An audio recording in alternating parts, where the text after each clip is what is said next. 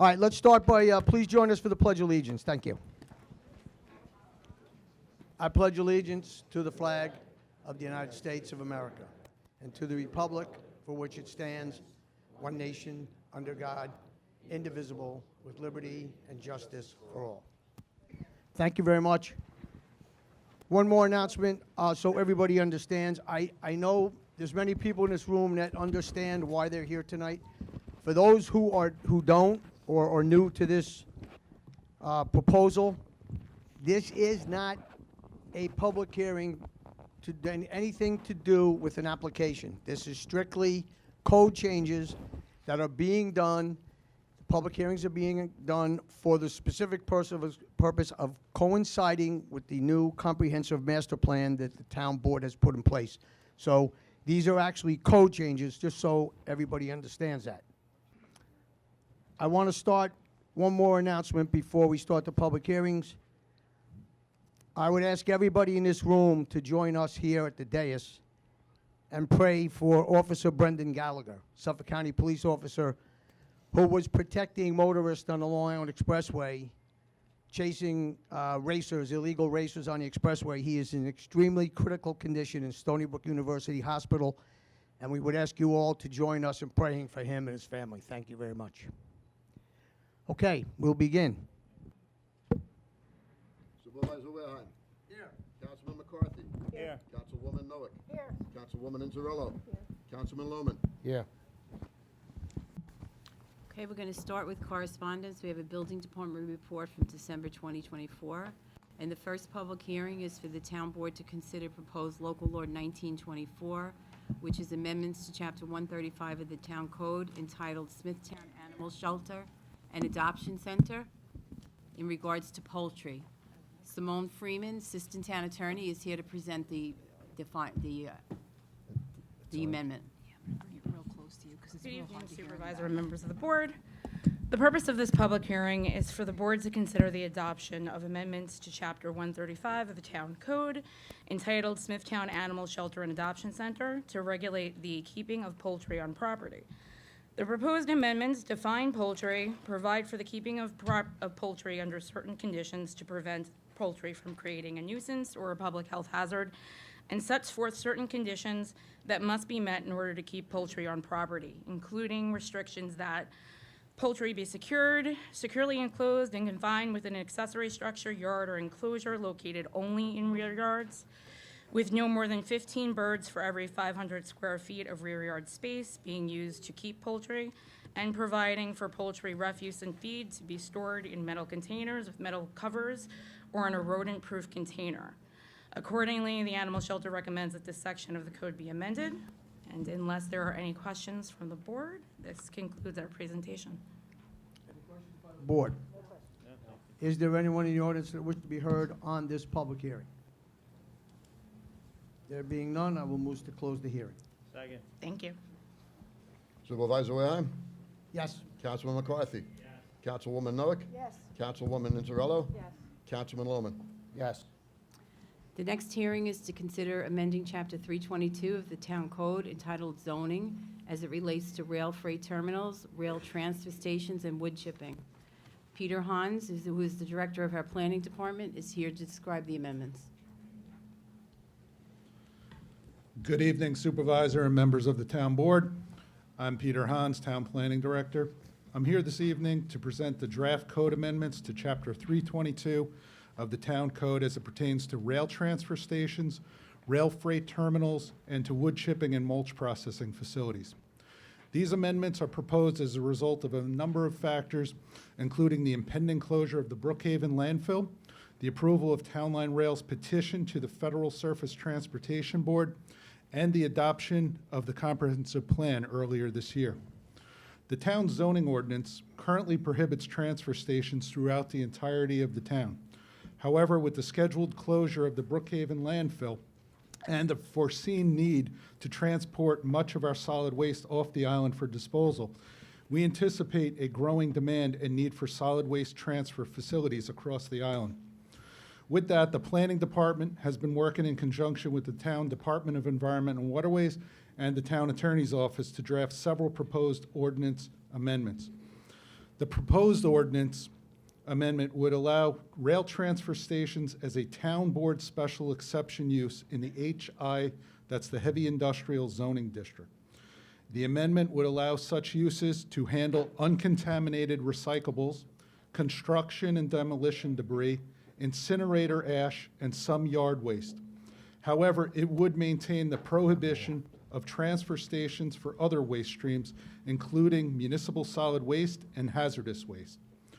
The proposed amendment includes 10 criteria that would need to be satisfied in order to be eligible for special exception approval. These criteria are described in the amendment, but generally include requirements for buffers, restriction on height and size, environmental monitoring, and proof of compliance with DEC regulations. The proposed amendment also includes the addition of the term rail freight terminal to the zoning ordinance. Essentially, this use is much like a warehouse that is served by rail. This use would only be allowed in the LI, the light industrial, and HI, heavy industrial zones, by town board special exception.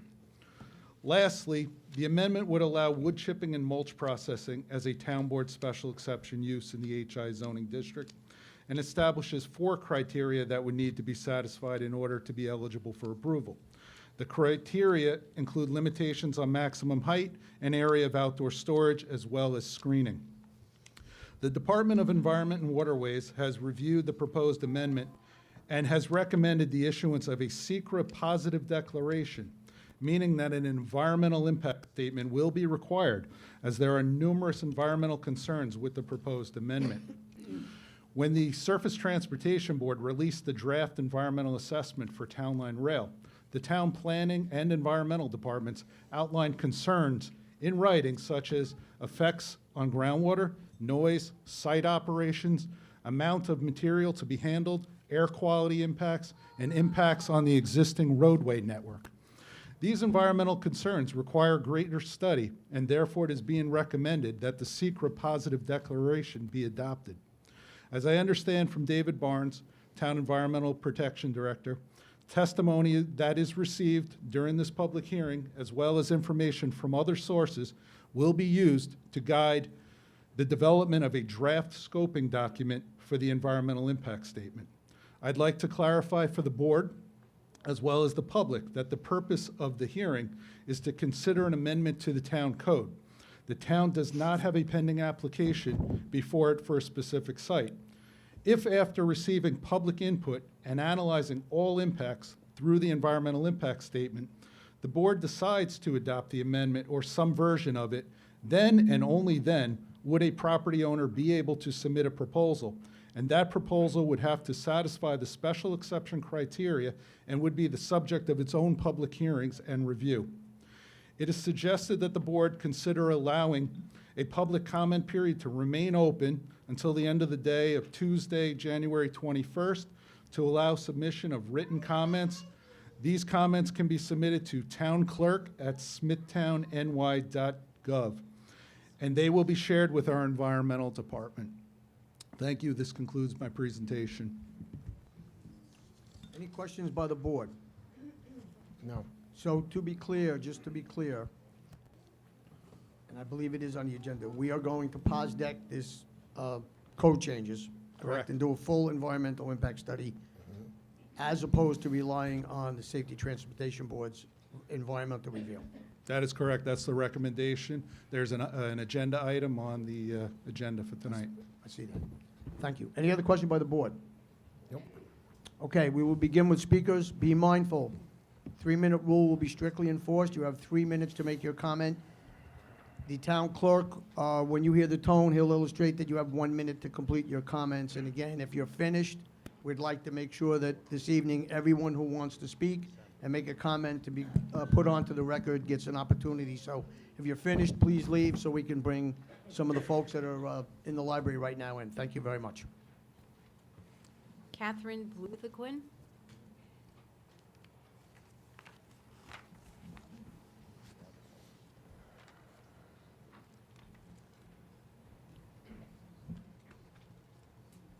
Hi, my name is Kathy Bluthkin. I'm a 50-year Smithtown resident. I grew up in a LIRR family. My Please state father your was in address for the record, management. please.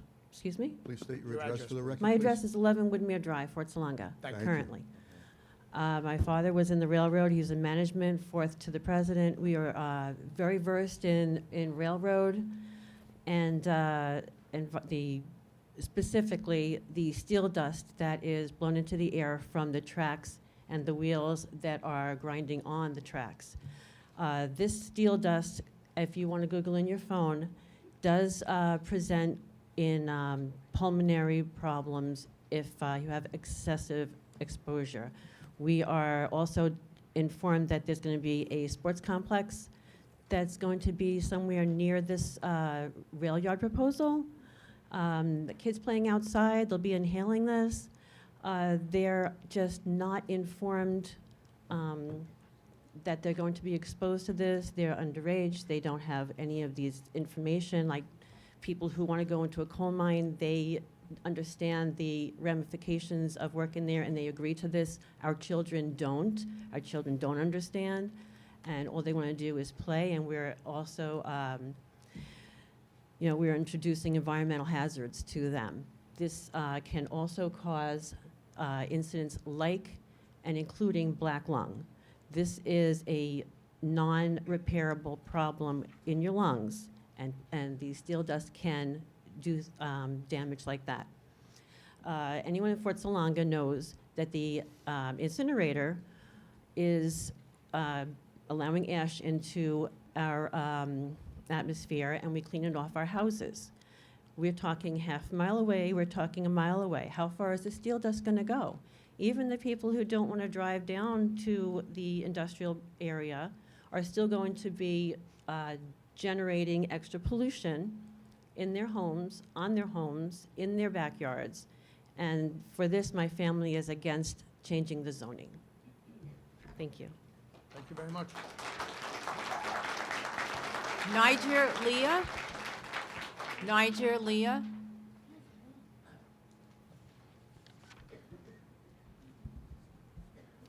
Good evening. Please state your name and address for the record. Yeah, my name is Nigel Lee. I live at 317 Bread and Cheese Hollow Road. Thank you.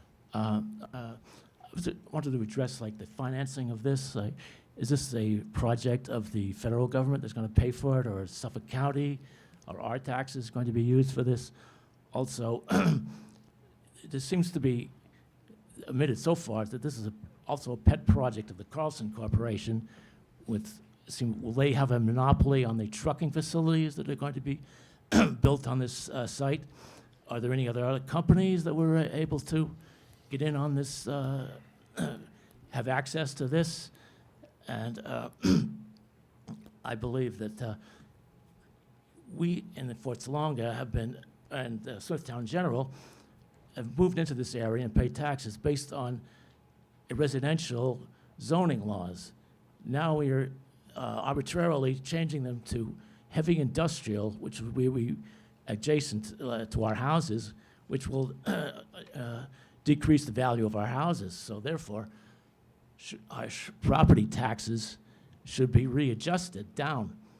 And I believe this would be a basis for a class action lawsuit. So basically, this is what I object to. Well, obviously the other health issues have been well documented, that this will increase noise pollution, air quality, groundwater quality. So this all has to be taken into consideration when you are arbitrarily changing the zoning laws of our community. So I would hope that you would bear all this in mind. Thank you very much. Thank you. Jennifer Van Denise? Jennifer Van Denise?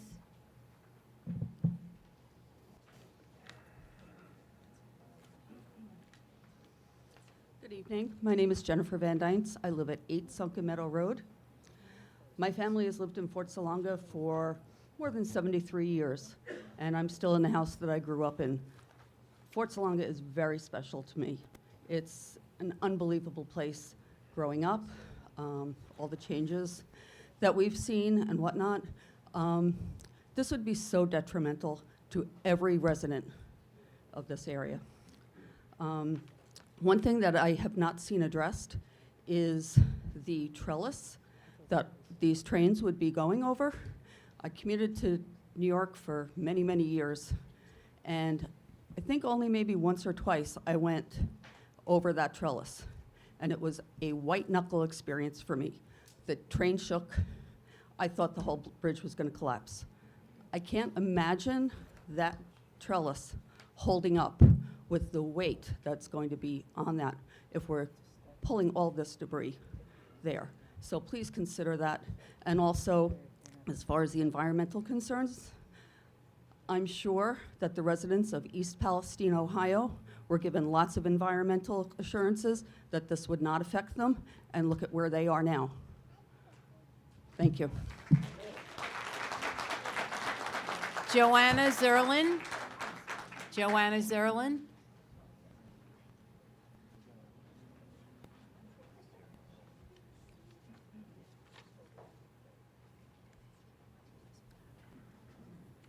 Hi, my name is Joanna Zerlin. I'm at 29 Gull Hill Drive in Northport.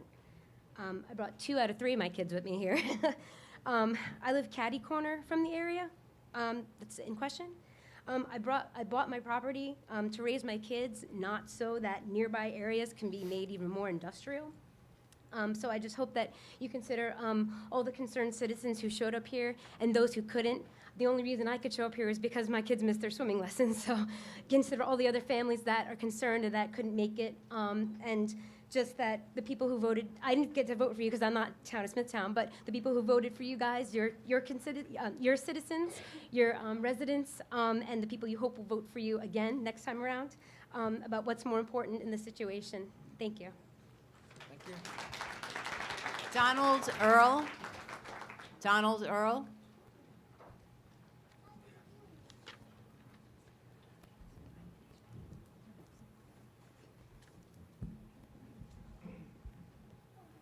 Donald Earl, 7 York Court, Northport. The reason I'm against this is, number one, if you've got to put this many amendments in to make a project work, that ought to tell you everything you need to know about the project.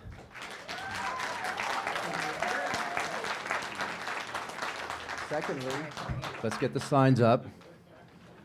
Okay, get the Excuse me, signs sir. up. Excuse me. You have to address the board. Okay, well, we're just telling you right now that we don't want this.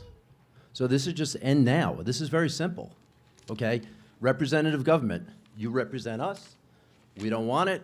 It should end here. Thank you.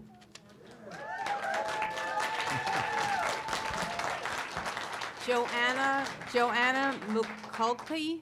Joanna Mukulke.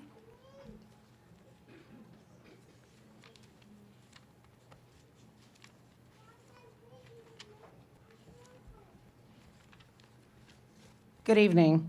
I am here to represent the Name and address EIA. for the record, please. I'm sorry? Name and address for the record, please. 34 East Main Street, Smithtown. Thank you. Thank you. Good evening, everyone. My name is Joanna McCuskey, and I'm proud to be a member of the EIA. We are a coalition of workers, leaders, professionals dedicated to driving meaningful progress in our communities while safeguarding the environment, preserving our quality of life. Today, I stand here in support of the Town Line Rail Terminal and Carlson Corp facility, which represents an opportunity for our community to move forward with an innovative solutions that balance development with environmental responsibility. You can have your moment. Ladies and gentlemen, Relax ladies and yourself. gentlemen, Thank please, you. we have a lot of speakers to get through. We want everything on the record for the environmental impact study. Thank So you. let's be civil and let the lady finish her comment. Thank you. The Town Line Rail project has already undergone an extensive review by the Surface Transportation Board, which found environmental impact. Their findings based on rigorous analysis and scientific data that shows that this project aligns with Ladies our and shared gentlemen, goals of Ma'am, sustainability and safety. excuse me, ma'am, hold on a minute. Look, we all know why we're here. We know why we're here, we know why you're here. We just got done explaining to you, we want to take every single comment. It's all going to be part of the record that will take a rigorous review under an environmental impact study, okay? So why don't we just Why don't we come up here civilly, let everybody get their comments in, so our land use professionals know what's here. It's all on the record, and we can come to some type of a conclusion into the future. But it's not gonna help if we're gonna stand here and we're gonna go talk over each other and yell. We're not gonna get anything accomplished here, I'm sorry, but let's just, excuse me? I did already. If you listen to me, I already did. All right, look, folks, Yeah, okay, thank you. ma'am, you have to address the board. Look, I did, sorry. if you, I could tell you right now, myself and the rest of this board, if we want to sit here all night, we will. But this is not, it is not going to accomplish anything by doing this. So why don't we just be civil to each other, come up and make your statements so that we can collect them, make it part of the record, go through the evening, and everyone has an opportunity to speak and say what they want. If we're going to fight back and forth publicly in here, this is going to go nowhere. This meeting is going to accomplish not a thing. Okay? There is no real application tonight. It's code changes. We need to hear the comments. We've heard many of you folks before. That's the whole purpose of this evening, is to take the comments in to make it part of the record. Every single comment will be part of the record tonight. So please, let's be civil, have the people come up, say their 3 minutes, get their position out, and we can move forward. I'm sorry, but go ahead. No, it's okay. I believe the town rail project has already undergone an extensive review by the Surface Transportation Board, which found little environmental impact. Their findings, based on rigorous analysis and scientific data, show that this project aligns with our shared goals, sustainability, and safety. I believe a local SECRA review would only confirm what the federal review has already demonstrated, that the claims for opponents lack grounding in fact. While it's important to voice concerns, it's equally important to base decisions on evidence, not fear or misinformation. At the Essential Infrastructure Alliance, which I'm a have 1 part minute of, left. we are always mindful of the delicate balance between progress and preservation. This project facility reflects that balance.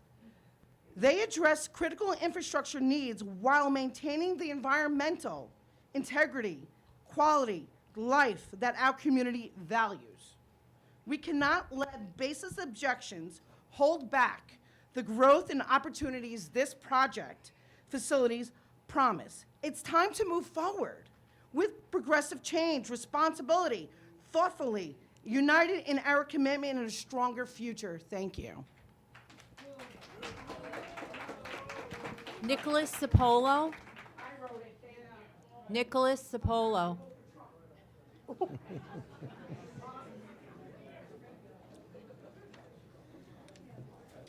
My name, can you hear me? Go ahead. My name is Nicholas Tripolo, 34 Seneca Drive in Comac.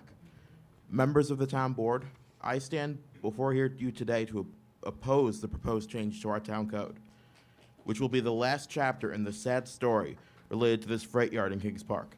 As a resident of Comac, this is an issue that I have read about and one which I vehemently oppose. The freight yard poses a grave threat to our quality of life, our environment, and the very fabric of our community. From day one, it seems the town board decided to move forward with this, not considering possible alternatives to the freight yard, or if the impact could have on our communities. What about the impact on our environment? From wildlife to our drinking water. What about the impact it could have on the value of our homes, which most Long Islanders have for their retirement plan? What about the health of our seniors and our children, which can be vulnerable if our single-use aquifer is tainted by toxic ash? This is not to mention the noise pollution and the feeling that this town board doesn't care about the impact of this freight yard, and in opposition to its residents who appear, based on the many meetings I've seen online and in person, seem near unanimously opposed to this. This is not the future we want for our community. We deserve a future where our children can play safely outdoors, where we can enjoy clean air and quiet nights, and where our property values appreciate. Most importantly, we deserve access to clean, safe drinking water. I urge the town board to reject this change to our town code. Let us stand together and protect our homes, our health, our water supply, and the character of our beloved community. Thank you. Michael Messino. Michael Messino.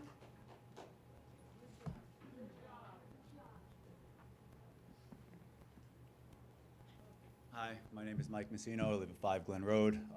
I've been here at the other facility a couple of times now speaking. I'll say pretty much the same thing. I live 150 feet away from the proposed site. That's 50 yards. 50 yards is probably about the distance from you guys to the wall over there. The impact it'll have on my family would be devastating. I have an 11-year-old and I have a 9-year-old. Exposing them to all of that pollution, the pollution from the fumes, the pollution from the waste, the light pollution, the noise pollution, everything. We have a neighborhood of over 50 kids. They're running around all over the place. We're all, I could throw a ball and hit this thing. So can the kids. You know, what happens when one of these trains derails like it did in Ohio? What's it gonna smash through my house? It's close enough. You know, everybody else is talking about the environmental impact. We're all well aware of that.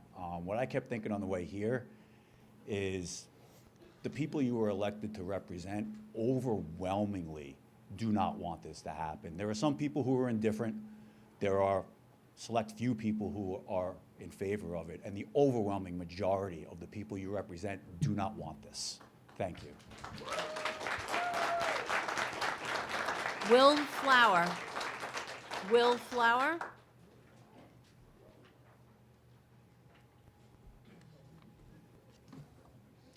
Good evening, Supervisor and members of the Town Board. My name is Will Flower, representing Waste Management.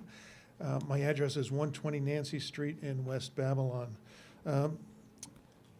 As we get started, I just want to thank the town for hosting the hearing today. The public meeting is an excellent way to gain perspective and exchange information, and I urge everyone to keep an open mind as we strive to solve problems. And solving and managing solid waste is not an easy task. In order for society to function, it's critical that we have various infrastructures to provide services. Some of the more common ones that we're familiar with include utilities such as electrical generation and distribution system, natural gas distribution systems, roadways. But I want to stress the importance of not forgetting about one of the more essential infrastructures that's necessary to keep Long Island healthy and clean. And it doesn't get any more essential than managing trash. The trash that we collect is just enormous. We have 2.8 million people living in Nassau County and Suffolk County, and each of us, all of our neighbors, everyone in this room, we generate about 5 pounds of garbage each and every day. To get granular, the town of Smithtown has a population of about 116,000 people. We're not going to interrupt the speakers, please. That means that Smithtown is generating more than 580,000 pounds of waste every single day. So you do need a system to manage that waste. And when we talk about the environmental infrastructure to manage waste, we have to talk about landfills, incinerators, transfer stations, recycling facilities. We need to talk about every tool in the toolbox. And when we talk about solid waste, we also need to talk about the transportation, and a strong rail system can be beneficial to that. It comes down to these facts. The Brookhaven landfill this week closed to construction and demolition debris. In a few short years, the landfill will start taking in ash, including the ash from the waste that's generated from the burner plant that manages Smithtown's garbage. 1 minute, sir. Now, rail is not the only solution, but rail does represent the most environmentally sound solution. Moving materials off Long Island by rail does have benefits. To reiterate, rail does reduce congestion on roadways. It saves roads and bridges from damage from heavy trucks. It does result in cleaner air. Specifically, we get less particulate matter, less VOCs, and less greenhouse gases. And rail is the best solution for fighting climate change. I thank you for your time. Appreciate the town exploring these opportunities. Again, it gives you every tool in the toolbox to manage solid waste. I'm not here to say I'm for or against the project, but you do need to look at the bigger picture of managing solid waste, and you guys do need every tool coming up. I do have a submittal as part of my testimony that I'll turn into the clerk. Thank you. Okay, thank you very much. Jody Burke.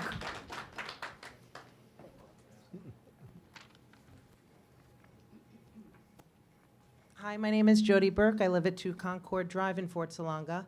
I'll keep my comments brief. I came to a meeting a few months ago, and it was the first I spoke regarding this. I have lived here for 12 years, and I was a leader in our community in terms of taking on some of the roles in the school district, as, volunteer for the community, for the PTA. I spent a lot of time with the Boy Scouts. I sat on the board of directors of a not-for-profit in Smithtown for 25 years. And I did not hear anything about this project until an article came out in the Smithtown News saying that this was supported at the Surface Transportation Board level, the application for this. And by the time we got involved, it was already approved at the federal level. So now we're all tasked to obviously get in the room again and make it as clear as possible that this is the wrong project in the wrong community. We're a small residential community. The idea that we're proposing that we expand upon all of our, the restrictions on our zoning, they're there for a purpose. We don't want the garbage to be higher than our houses. We don't want the freight train to run behind our schools and in our neighborhoods. I know that there is a problem with waste management on Long Island.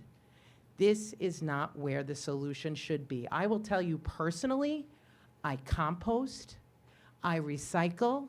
We've brought the kids around to check out the operation over at Covanta and to educate themselves. But it's clear from this room that nobody wants this 1 minute. railroad. I'll let somebody else speak. Thank you for listening. Barbara Ladolce.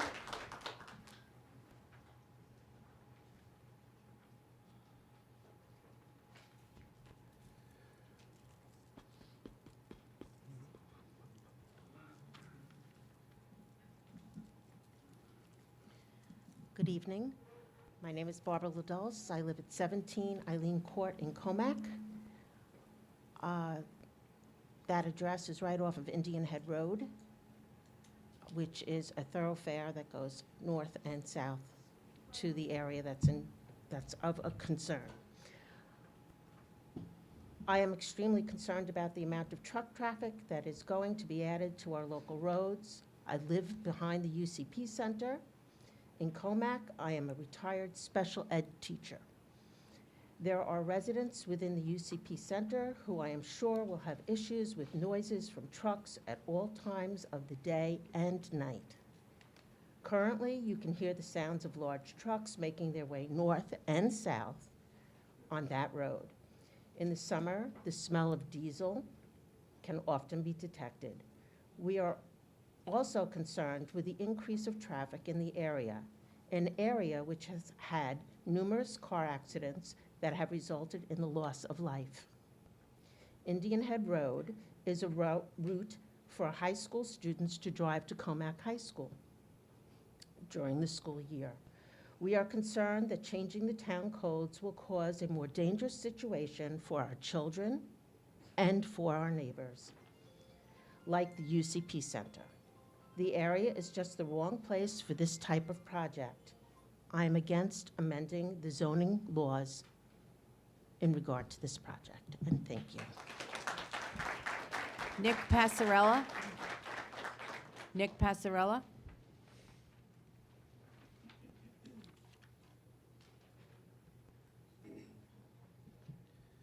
Good evening. I am Nick Passarella, Gabriel Court in St. James. It is my understanding that this public hearing serves as a platform to investigate the need for alternative transportation for solid waste management, and therefore it is essential to consider every viable option thoroughly. A paramount concern of elected town officials are their fiduciary responsibilities to the town residents and how these measures will negatively impact property tax levies and the burden on the associated residents of the town. Furthermore, it's quite concerning if any opportunity to understand the potential benefits and drawbacks is overlooked. That would be a detriment to our great town here. These actions necessitate the exploration of all transportation options with specific consideration to the environmental impact that the residents are therefore concerned about. Thank you. Amy Kausner.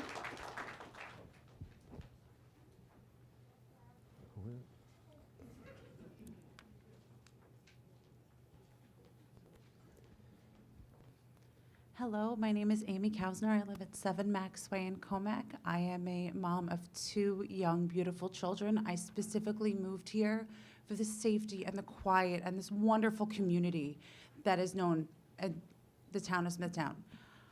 What's going to happen when it's no longer safe for my children, for other children? What's going to happen when no more young families want to move into the town? There's going to be no more community if no one wants to move here because this is here. Nobody wants to come with the noise and the pollution. This is going to come right down the street from my kids' primary school. How safe is it going to be for them to play outside in the playground every day? Are they not going to be allowed to if there's going to be constant trucks up and down the street? Thank you. Elisa Lewin.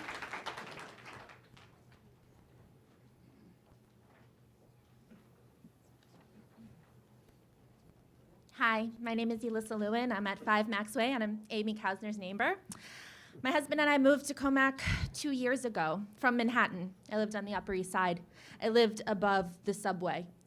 I had a 11-month-old at the time, and I was terrified to take her on walks. A huge part of the reason that we moved to this community is because I grew up on Long Island. My husband's a city guy, okay?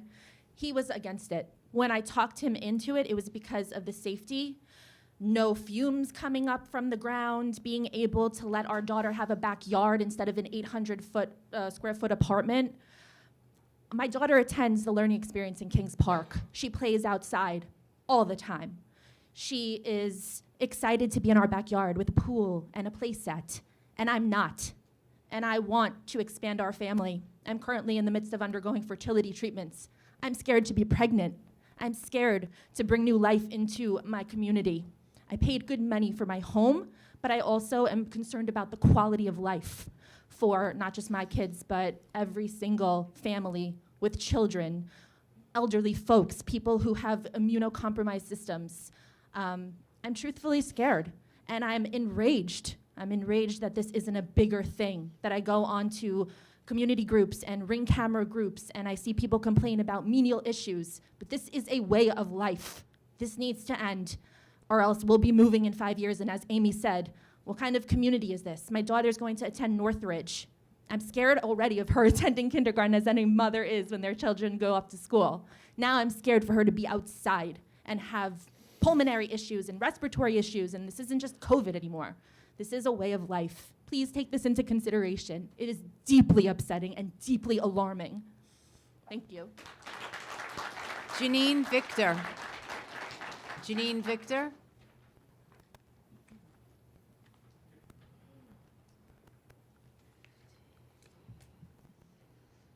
Hello, my name is Janine Victor. I live at 59 West Drive in Kings Park.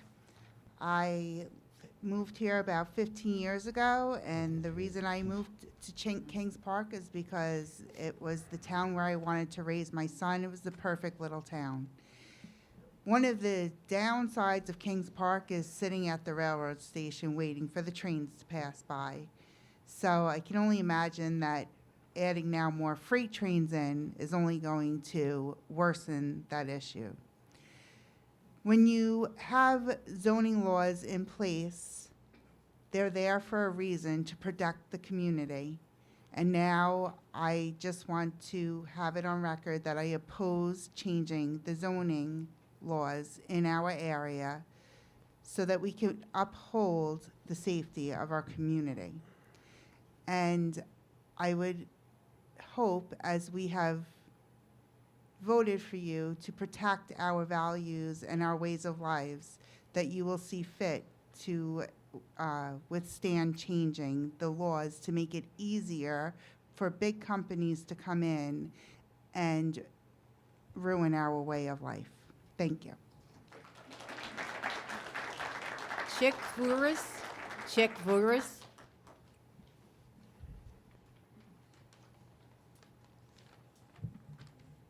Good evening, Supervisor, members of the board, and Town Council. For the record, my name is Chick Voorhees. I'm with the firm Nelson Pope Voorhees. Our offices are at 70 Maxis Road in Melville.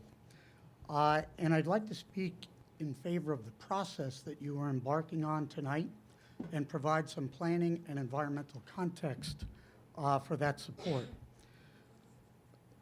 First, I am a professional planner and an environmental professional. I have 47 years of experience. I've spoken in front of many members of this board over the years. In terms of planning considerations, railroad lines provide a major opportunity to promote intermodal transportation. Rail transport is more sustainable with less environmental impacts when compared to truck transportation. The ability to reduce truck traffic activity on roads within the town has the potential to provide community benefits. Both Suffolk County and New York State support wider use of rail transport. The New York State Climate Action Council of 2022 recommended wider use of rail freight. Suffolk County's comprehensive master plan, referred to as the framework from the future, also seeks to build a 21st century transit network. And one of those priority actions is to promote and expand freight rail use and reduce truck traffic. Areas of King Park, as you know, are dominated by industrial zoning and use, as well as existing solid waste handling facilities. They've been there for many years. The town's 2024 comprehensive plan notes that heavy industry only makes up about 1.3% of the entire town, with major areas located in Kings Park. A majority of the town's heavy industrial uses are located south of the railroad, north of Old Northport Road, and west of Sunken Meadow. These areas have the ability to take advantage of rail shipping, and that is in compliance, conformance, consistency with the town's comprehensive plan. I also read the Chapter 322 section. I feel the special exception use criteria is an excellent way to manage this type of use. I reviewed the criteria. Your planning director talked about the 10 points, and they all have limitations and measures to reduce impacts. In terms of environmental impacts, I've spoken about traffic, but the Suffolk County Management report for solid waste does provide EPA estimates that shifting of 10% of long-haul freight from the highway to the rail would reduce annual greenhouse gas emissions by more than 12 million tons. Time is up. Thank you very much. I'm not going to speak on 177, but I did sign up for it. Can I just concluding remark? No, So you- this, Time is up right now. okay, thank you. Joseph Terrigiano. Joseph Terrigiano.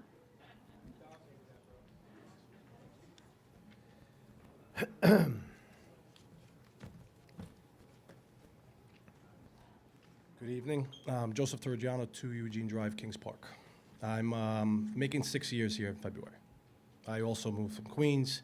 I moved from Seaford, where I spent 9 years of my life there with my family. Moved away from Seaford because it was getting congested. It was getting it turned into Queens, basically, okay? It took me and my family a long time to find a house here in Kings Park. I'm not here to argue with either side. I'm here just to understand what is right and what is wrong. What's wrong is a lot of waste in the area. I've been in construction for 22 years. I've done remediation on gasoline projects in the city where a gas station was there for 40 years. The amount of the impact it has on the environment is ridiculous, and people sweep it under the rug of why that whole area is infected with leukemia or Hodgkin's disease or anything like that, especially in children. What I don't want is to hear any more of my son coming home and crying and telling me that this girl has leukemia or this kid has cancer or this one has whatever, or GoFundMe and let's go light candles at Eisenhower Park, and that's no pun intended to anybody. They know who they are. We love you. But a lot of that has to come from waste staying on site. We need to have a solution on both sides, okay? Trucking is dangerous. If a truck spills, the hazard that has on the roads and in the air and on the property and anywhere nearby is horrendous. Getting a rail car here to take things out in a proper manner and have a mitigation plan in place, a noise mitigation plan in place, a pollution mitigation plan in place, dust contamination mitigation in place, which I'm sure they'll be spraying things down. From what I heard, they're trying to keep everything contaminated in barrels, so nothing will just be trucked into, vats and just hauled away. So that should actually try to help the solution with dust being in the air. I'm tired of hearing kids dying of cancer. And what causes cancer is pollution seeping into the ground, going into your drinking water. Forget about just your air, okay? It's the kids drinking from the tap or taking a shower in your home, because all that pollution has been seeping in for years. Look at Northport Middle School, whether it's benzene or not. It's there because nobody had a way of getting rid of it, and it needs to stop. So let's vote cleanly and clearly here, not just dollar cents, but health cents. Thank you. Linda Henniger.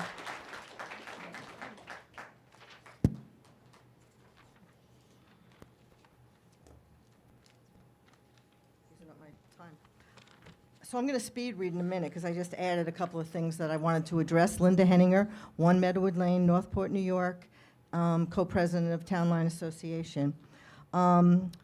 Regarding Mr. Flowers and Winter Brothers, all I can think of is if they think rail is such a beneficial asset to communities, maybe they should not have walked away from their project. I want to talk about the woman who talked about the STB environmental assessment. It was a travesty, and even the town knows that. And regarding the planner who just spoke, planners get paid to plan. They're always looking for some type of development. All right, now I'm speed reading. I've said and written a lot about this issue. I've met with you, and clearly you know where the Town Line Association stands and where I personally stand. It seems like we can talk about the dramatic increase in trucks coming into our community until we're blue in the face, and it hasn't seemed to matter. We can talk about the aquifer that is underneath our feet in that area, that this is a deep flow recharge area squarely in a county restricted area, but that hasn't mattered. We can talk about noise, lights, and pollution in already overburdened area that hasn't seemed to matter to you guys. We have Reworld, Northport Power Plant, Huntington and Smithtown landfills, toxic plumes.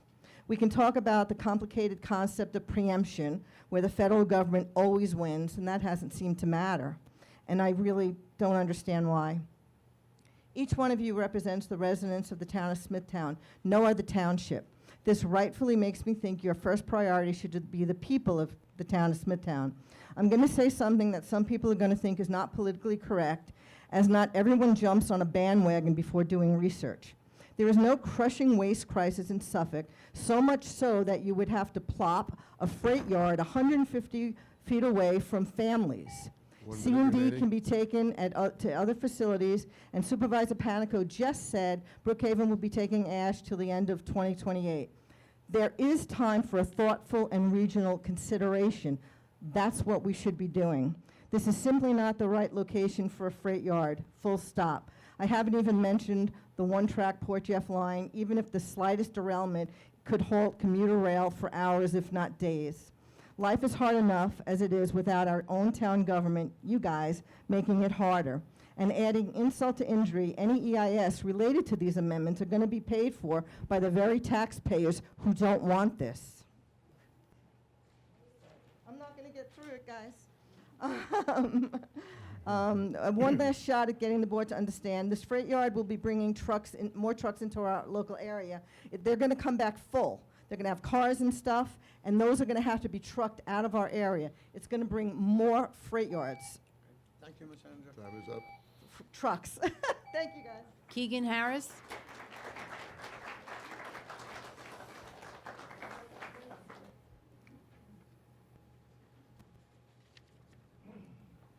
Good evening. My name is Keegan Harris. I live at 44 Glen Lane. I've spoken to you guys many times, and I always get emotional. This is something that really, really weighs very heavy with me. I have 3 children. I live right there. I have these people over here laughing at me because I bought a house near a train, and this shouldn't matter now that I have a freight yard, and I should expect this to happen. That's kind of the gist that I get. And again, 3 children on that. I have 3 children. There are 42 on the block, including my friend Mike, who just spoke. He lives 150 feet. We're in his pool all summer. The worst thing that happened today is I brought my daughters here, and we were here early. One's not here. She's at Scouts. We're having a lacrosse catch in the parking lot. I volunteer as a lacrosse coach. I volunteer for the community. I do as much as I can for this community. So it's pitch black. We're having a lacrosse catch. And my daughter says, Mommy, if this is approved, do we have to move?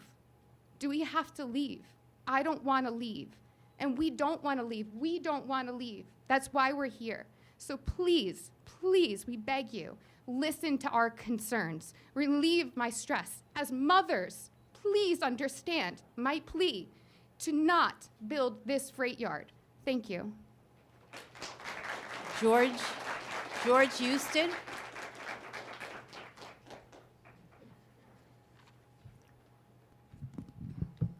George Husted, 19 Candy Lane, Comac, co-president of Town Line Association. The residents of the town of Smithtown are once again being betrayed by this town board.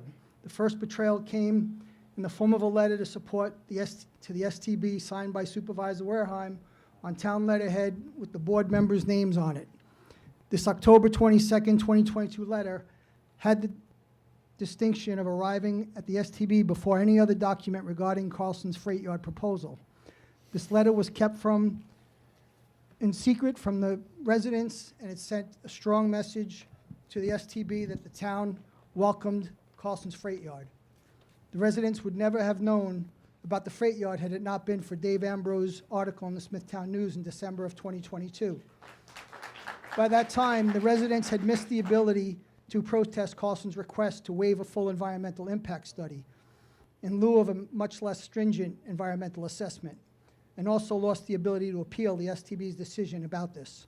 Despite the long history of illegal sand mining, dumping, and other disturbances at the land of the Carlson property, the town board took no issue with skipping a comprehensive EIS and doing the EA instead.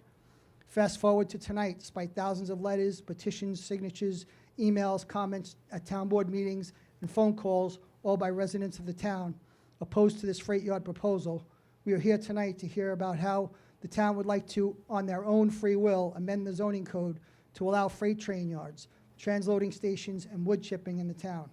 These activities have never been allowed in the town, and for good reason. A regional freight yard and transloading facility located a mere 150 feet from people's bedroom windows and on top of a deep recharge area of the Sole Source Aquifer, which is strictly protected by Article 7 of the Suffolk County Sanitary Code, is totally inappropriate and irresponsible. It will destroy the quality of life for all the people who live nearby. It will further degrade the quality of the air we all breathe and pose a threat to the only source of drinking water. It will add many more tractor trailers to our fragile, overcrowded local roads. In the event of a disaster, there is no way to quickly evacuate the thousands of families that live in the surrounding communities. The town should stop its plan to amend the codes to allow freight train yards, transloading stations, and wood chipping. This plan only benefits one person, Toby Carlson, whereas the residents who are opposed to represent will suffer greatly. There are 3 board members that are up for re-election this year. We need board members that will protect the safety and quality of life for all the residents and act as responsible stewards of the environment. In 1665, the town of Smithtown was established. In 360 years, it never needed a rail yard, and it still don't.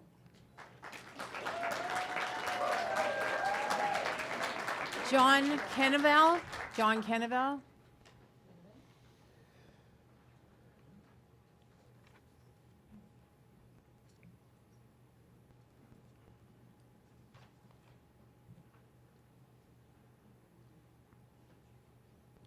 Good evening, members of the town board. I'm John Kennevan of 34 Glen Lane. That's ground zero, not Main Street. And I'm here to discuss the proposed rail yard. I have lived in Glen Lane for 27 years. At the time we were planning to buy, we went to the town to make sure there was no environmental issues going on the other side of the tracks. The woman looked up the area and told me that it was zoned for residential and I should have no worries. I did, however, stop on the parkway and walk through the wooded area that was on the south side of the tracks there. And that area was a large pit, and it was about 100 feet deep or more, a sand pit that was totally mined out. So with that in mind, I had no worries that anything was going to be there. Move forward, then about 5 years ago, I noticed a large mountain of debris that was now there. My concern now is that fill all clean that's been there? Note that this area that we're discussing is the hydrogeological zone, which is the water recycling area. Moving forward a couple years, here we are now. Over the past year, many of us have appeared before the board and highlighted areas of concern related to the proposed plan. The concerns included increasing the neighborhood traffic, danger to the water aquifer, air quality concerns are now above standards. Will they get worse? 24-hour noise concerns already being heard by residents on Glen Lane. I have neighbors that hear them working all night long there. And reduced property values. At the September 3rd meeting, Supervisor Warnham made a following comments related to the area of concern. Any plans will be vetted to the fullest. Any inconvenience to the public will never be approved by this board. That the board will never approve anything that is not in the best interest of the public. He talked about mistakes in the past and how the current board wants to clean up the area between Indian Head Road and Town Line Road moving forward. He explained that his initial approval was based only on the closing of the Yaphank dump and the need at that time. And he has agreed that since then things have changed. To take the issue further, a recent Newsday article addressed the closing of the Brookhaven dump and other options for ash, including a proposed area in Brentwood, just a few miles south of our incinerator, 1/10 of the current distance to the Brookhaven landfill. This is the option that the town board should be supporting. In closing, we all know that a 6-line, 161 freight car capacity rail is intended for much more than ash removal. The board must act in the best interest of the residents and not approve any zoning change or development plans for this area. Thank you. Stephen Oakes. Stephen Oakes.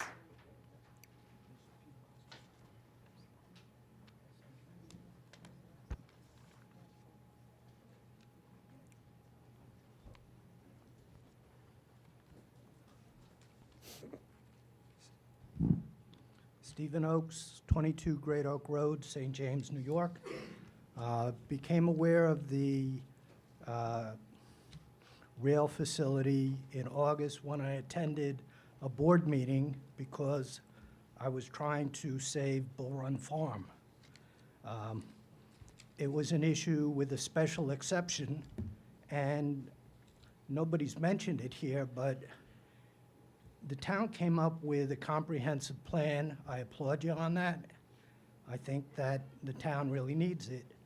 But then special exceptions come up, and we're talking about areas that might be light industrial, that could be in historic districts and areas where people moved in and they have a nice rural feel, and then all of a sudden they're worried about heavy industrial going in there.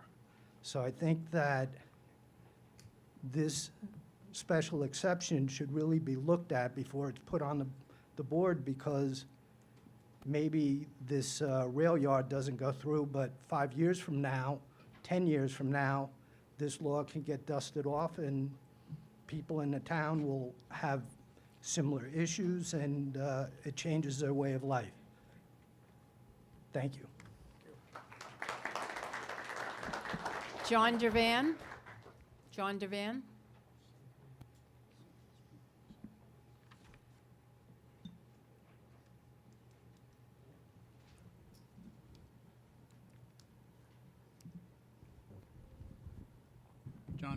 John Dervan, Oakfield Road in St. James. I'm here to oppose the proposed zoning amendments. The town board should slow the process and make sure that any changes to the zoning code are well thought out and meet the needs of the community, not your needs. It seems to be the reverse. The problem with this proposal is the way it's been drafted, with much broader implications from many areas of town, not just Kings Park, but also St. James and Head of the Harbor. As noted in last week's Smithtown News, they brought up the fact that The code amendment allows for solid waste facilities, rail solid waste facilities, on any parcel greater than 2 acres. That's an incredibly small parcel, zoned for light industrial use, not just heavy.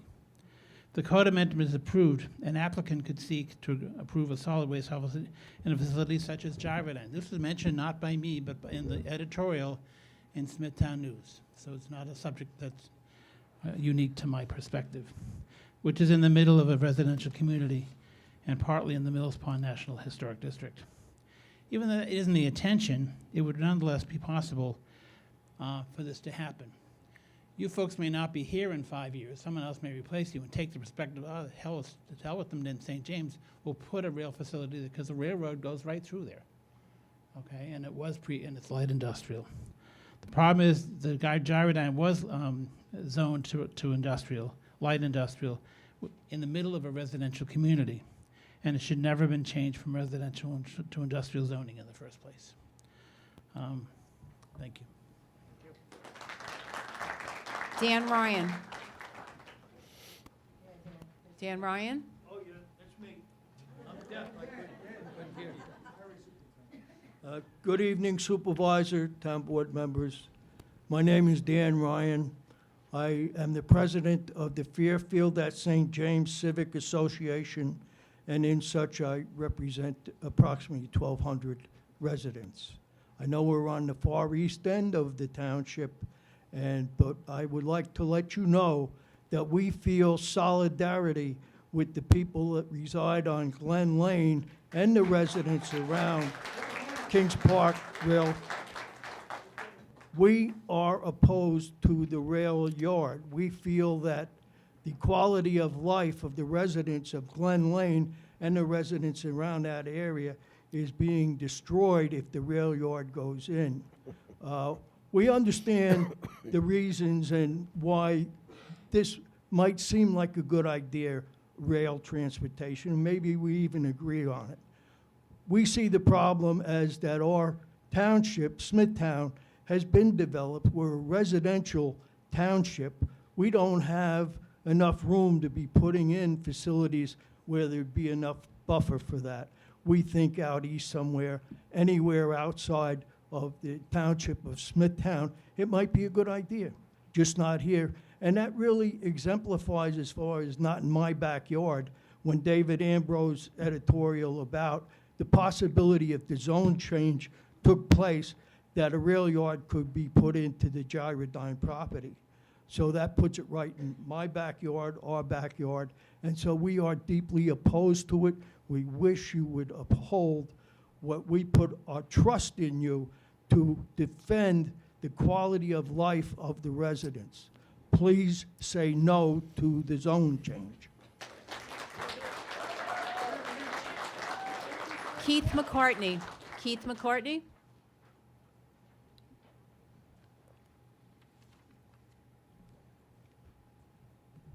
Good evening, Keith McCartney. Going on? Yeah. Keith McCartney, 273 Bread and Cheese Hollow Road, Fort Salonga, and president of the Fort Salonga Association. Fort Salonga has had a rich history with some of the oldest homes in the township. The original habitats lived off the land from orchards to livestock, families, and farms. Fresh water was plentiful with shallow wells running the length of Bread and Cheese Valley.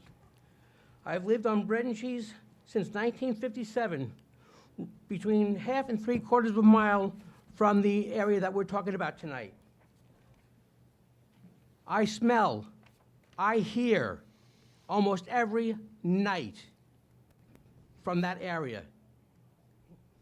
Unfortunately, the water from these wells along Bread and Cheese is no longer safe to drink, a direct result of the pollution emanating from the industrial zone south of Pulaski Road. Now, again, the industrial area, the air is no longer safe to breathe when the wind blows from the south with visible particles landing on our cars. And now we are facing the potential for both the environmental to be further polluted with the introduction of new contributor, if allowed. Fort Salonga would be the ultimate victims along with its neighbors. We ask that the supervisor and town board use common sense and not institute any zoning change to this area. We've been dumped on for, I can't count the number of years. Like I said, I've been there since 1957. And a quick side note, and I don't know who's doing it, but I'm all of a sudden getting a whole bunch of no caller ID calls in the last 24 hours. 1 minute remaining. Okay? Someone's doing it, and I bet it's somebody from this room or representing this room. Thank you. Diane Calderon? Diane Calderon.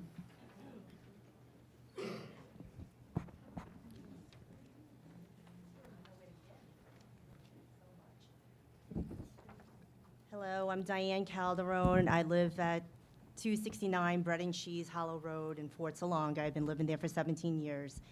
I'm listening to everybody talk, comments, just as you all here, the board are, and I hope many people in the room, and I'm actually very happy to see there are people here that are in support of the freight yard as well, because I hope they are listening actively to the constituents in this room and what they're saying.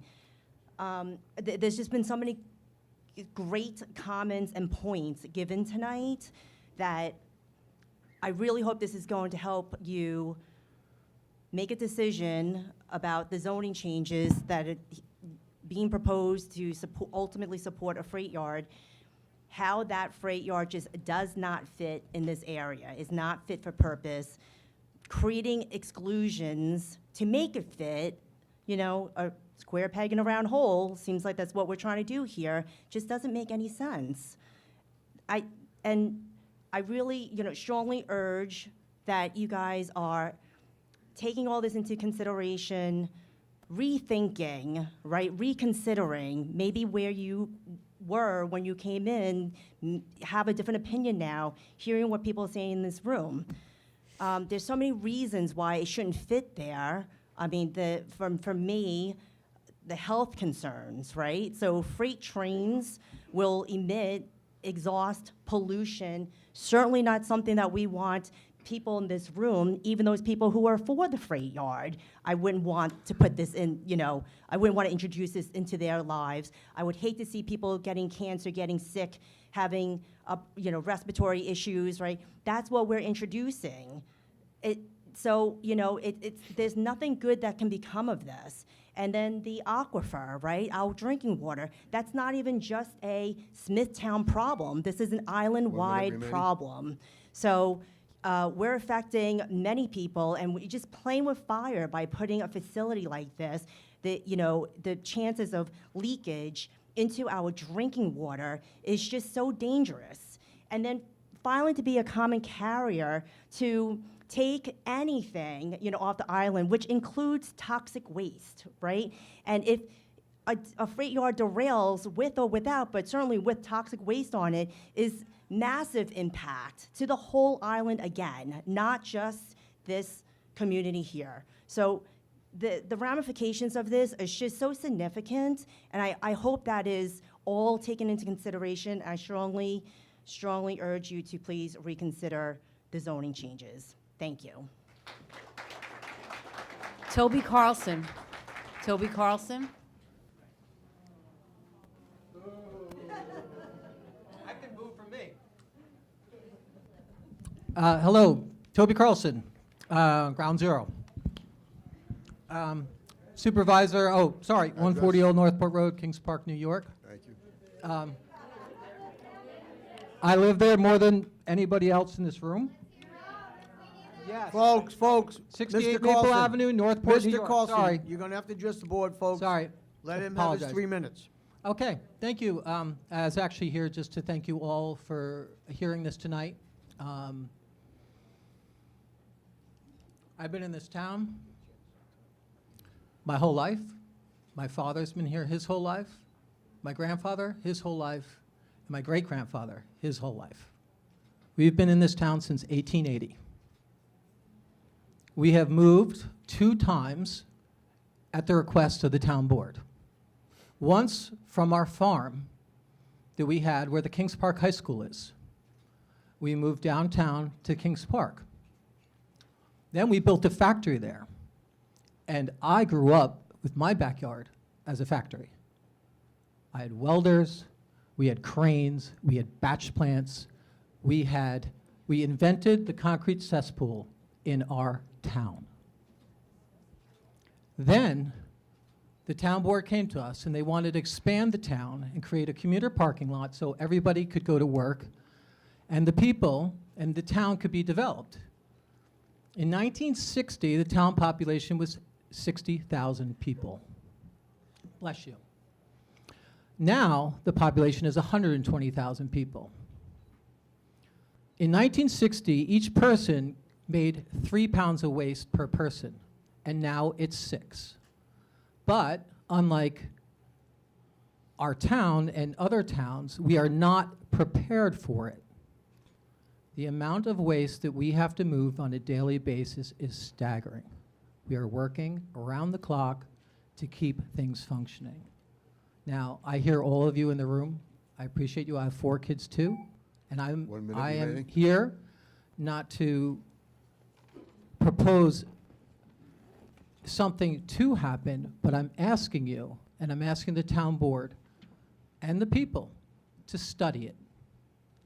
And I commit to you that if you study it under a full SECRA environmental application, and you can find something that's gravely wrong with this, we are not going to build it.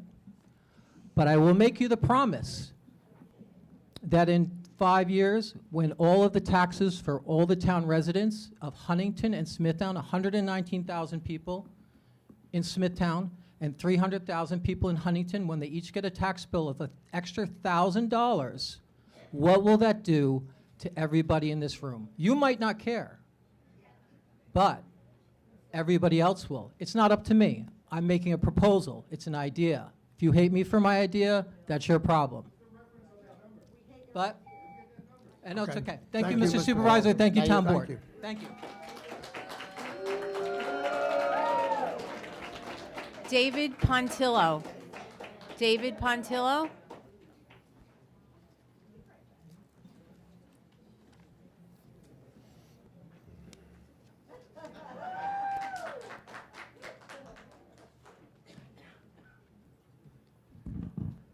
Well, that's a tough act to follow, I suppose. My name is David Pontillo. I live on 18 Raleigh Lane in Kings Park, New York. My family has lived there since the spring of 2017. Kings Park is a great community. My wife and I have a 6-year-old son, Mikey. He's going to 1st grade. We love the community. We love the neighborhood. We've made friends there. It's a terrific place. I am speaking to you tonight in opposition to the Town Line rail yard and freight yard, and I hope that you will not change the code to accommodate that. I'm a history teacher, so I got to give a little history lesson for a moment.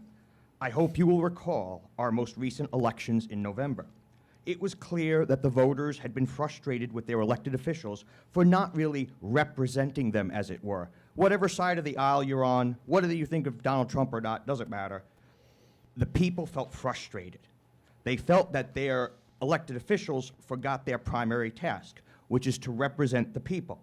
This past November, it was apparent nationwide, this discontent. The results of that frustration are quite clear. Tonight, at this public hearing, you are witnessing the will of the people. The opposition to the building of the Town Line Rail Terminal and Freight Yard in Kings Park is massive. I will not summarize the negative impact this rail line will have on our town and community, for there are far more eloquent voices than mine that have been telling you this evening. The fact that so many people have come of their own volition on a Tuesday night in the middle of a work week should tell you all you need to know. This freight yard is not what the people want. You would do well to heed that. If you are still somehow unsure, consider this. If you lived in this neighborhood, would you want the freight yard to be built right there? Right there, 50 yards, whatever it is, right? Would you choose to have this in your backyard? This is not a Starbucks. This is something much bigger than that. This will be carrying waste. You know that. So would you vote yes in your backyard? I think not. One of the results from this past November's election is that people want their elected officials to listen to them. Please listen to us now. Do not change any zoning regulations to allow for its construction and operation. That is what the people of Kings Park are saying this evening. Thank you. John Adavano. John Adavano.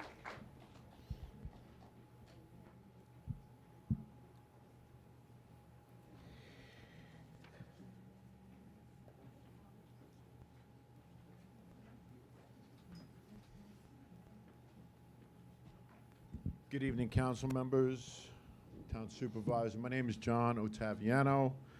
I reside at 24 Glen Lane in Kings Park. I've been there for 32 years. The rail line runs 125 feet from my children's bedrooms.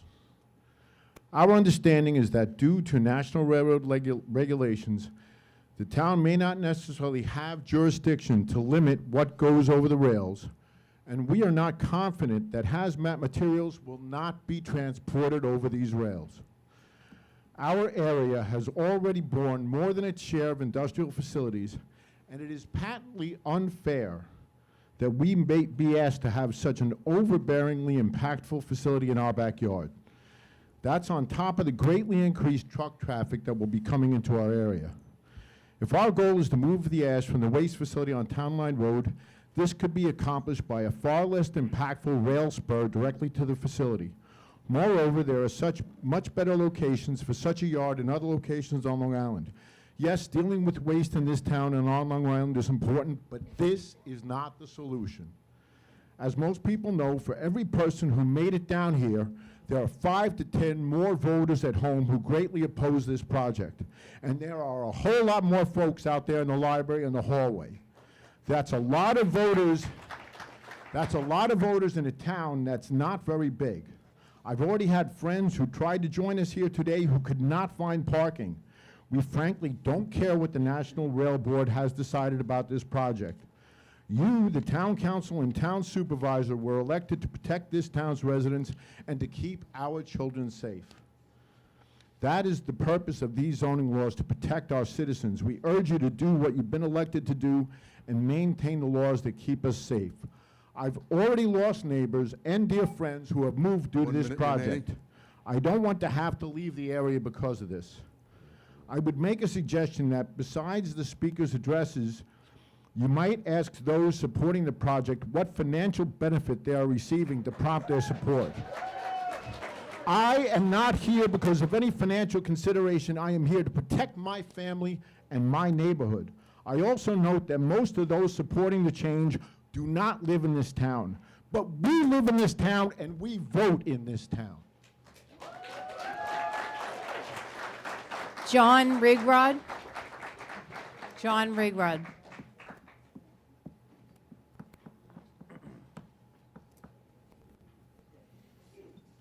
John Rigrod, 28 Sunken Meadow Road, Fort Salonga. It's easy for you to say no to this project or to the zoning because we've been here before. I don't know how many people in the room remember physically the spur that came through Kings Park that delivered coal to the Kings Park Hospital. What a pain in the neck that was. It went across 25A. You had to wait for a train to cross 25A. Never mind how many trains went along across Indian Head Road, right? Why was it there? To bring debris, to bring coal, not to bring the ash out. What if back then the state of New York had said, you know what? We shouldn't be doing this. We should be moving this stuff out of here. Why don't we do it in reverse? Why don't we put this project concept in the hospital grounds back when they could have? Maybe they still could. Would you in Kings Park want this? But you want it a couple of miles away. It doesn't make any sense. The town board would never have allowed this to happen in Kings Park for every reason that's been spoken. Too many trucks bringing stuff to it. Too many trucks bringing stuff away from it. Pollution, belching smoke, possibly somebody getting hurt, traffic. Why would you want to put this anywhere? But it could have been and maybe could even still be in our town. What if the state of New York decided to do something like that with their property? It's insane. We're ahead of this. We don't have to do this in this particular place. There are other places on Long Island. This is going to be a major situation. The other thing is, what if we build this thing and all the other incinerators and all the other people decide we're the place to bring it to? We have Bread and Cheese Hollow Road. We have Pulaski Road. What are they going to do, make Sunken Meadow Parkway a regular road to run trucks on?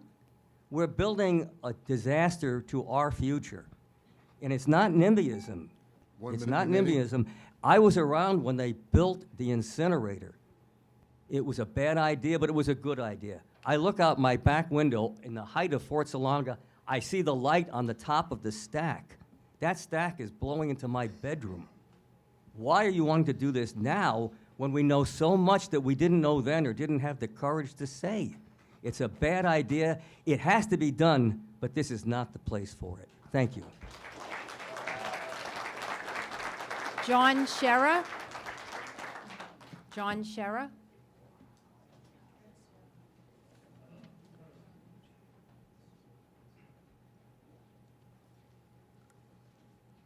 Hi, John Scherer, 10 Monmouth Court, East Northport, New York. I'm president of the Greater East Northport Civic Association, an organization dedicated to protect and preserve and enhance the quality of life for residents of the Greater East Northport area. One of the things that I keep hearing from the proponents of this proposal is that because it's rail, it's somehow inherently good. You know, rail is better than trucks and more efficient than trucks, and nobody here is saying that rail is not less efficient than trucks. What we are saying is that just because something is good doesn't mean it's good in every place and in every capacity. You know, for example, schools in general are good, but you don't want to put a school every single place. It depends on the situation. And that's the case with this proposal. We're not saying that rail, again, we're not saying that rail doesn't have its advantages. However, this is a single track from Huntington to Port Jefferson in an entirely residential area, and it's increasingly residential because the policy from Albany is transit-oriented development. We're doing that in Kings Park, we're doing that in Huntington, we're doing that up and down the line from Port Jefferson all the way into Mineola. So we're going to be putting more residential traffic onto a one-line track, and now we want to add freight to that mix. This is a track that a line rather that has 12 million riders a year, or nearly 12 million, and it grew 25% from 2023 to 2024. It has 28 grade crossings, you know. So we're talking about a significant impact here. And the difference between truck traffic and rail traffic is if a truck flips over, somebody comes along, cleans it up, and moves it along. And if you have to get around it, you take Pulaski, you take Town Line, you take Larkfield, you can get around it. What are these people going to do on this rail if there's a problem? If for some reason it derails, and then there's the excessive toxic waste that you might have to clean up as well. So, and the other thing is, you know, we hear these buzzwords every time, you know, from the proponents, robust federal regulation, accidents happen. Again, that doesn't mean they don't happen at all, and we have to consider that. And one last thing is, when it comes to the burden, you know, the proponents of this proposal, when they're talking to the residents, they're saying that there isn't going to be any burden. The trucks are going to stay the same and all of that. But then when they're trying to draw an opposition from other towns, they say that if we don't approve this, we're not meeting our environmental burden. There either is a burden or there isn't a burden, quite frankly. And I find that insulting, considering the toxic pollution sources we have in this neighborhood. So my time is running out, so I ask that the board not consider these amendments. Kim Zubrinik. Kim Zubrinik. What is the name? Kim is the first name. Zubrinik.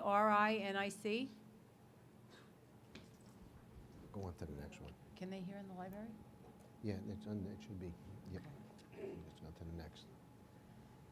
Mer Valaz, V-A-L-O-Z. M-E-I-R, Mer. They can They can hear it. My name is Meir Yalos. I live at 82 Fifth Avenue, Kings Park. It's a little bit difficult to talk to a panel when you know what is the outcome was going to come in this town. I was living a few times in Steubenville, Ohio, which is by Route 7, up the river from the place where the accident happened. When I was living there, I saw lots of houses across the river empty because people leave the place where they was living next to the railroad. The future of our kids, I'm 75. I don't give a damn. 5 years, 10 years, maybe maximum I have to live. But these people over here, the young people in the back, not the front people over here, there's the people we're going to have to take care of them. Yeah, you can laugh, but when you see a kid who cannot speak English good because he got all kind of chemical in his body, you will not speak like that. Okay? And you're not going to laugh because these people are going to leave. And the only one we're going to have is an empty city with empty buildings. That's what you're going to have because I saw that. I come from a town and a place where this happened. Okay? So I came to this city in 2000, and then in 2004 I bought a house in Kings Park. And the only reason I bought here is because it was a nice town, quiet, no pollution. You don't ask me to move the things or to make commercial or industrial. You try to change our life. Okay? And we don't want to accept that. And please wait. Vote no. Maybe my English is not the best, but my attention is the best. Thank you. Rob Barnacle? Rob Barnacle?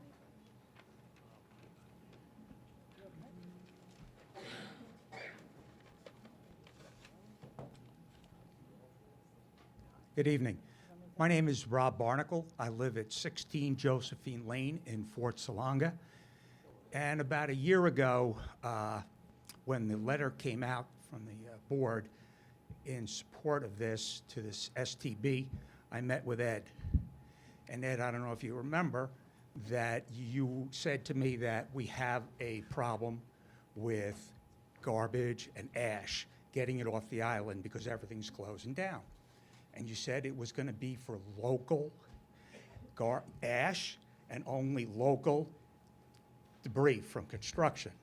Here we are, a little over a year, and it's a lot more than that because we're here to have some changes to the zoning board. So things have changed. So I know you all sent a letter to the STB in support of this.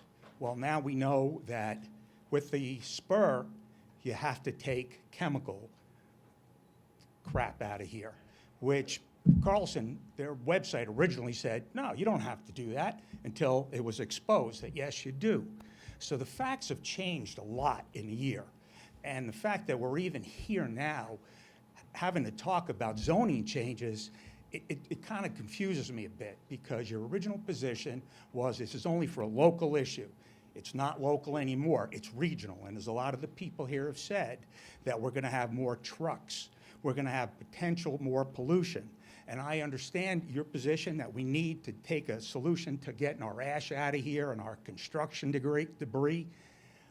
But if it's a regional issue, it's detrimental to our community. Thank you. Thank you. Excuse Karen me. Wilkes? Excuse me. If you would, I don't know how much of a rush you're in, but we're going to stay after everybody's completed. Or you can call my office and I'll clarify a lot of what we just set up here. No, we're not going to do that. This is about this public hearing. Karen Wilkes?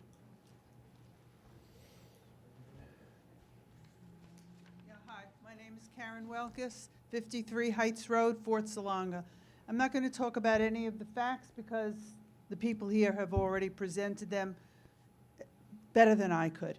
I'd like to talk about the master plan meetings. I went to almost every single one, and I spoke to Ed personally at each and every one.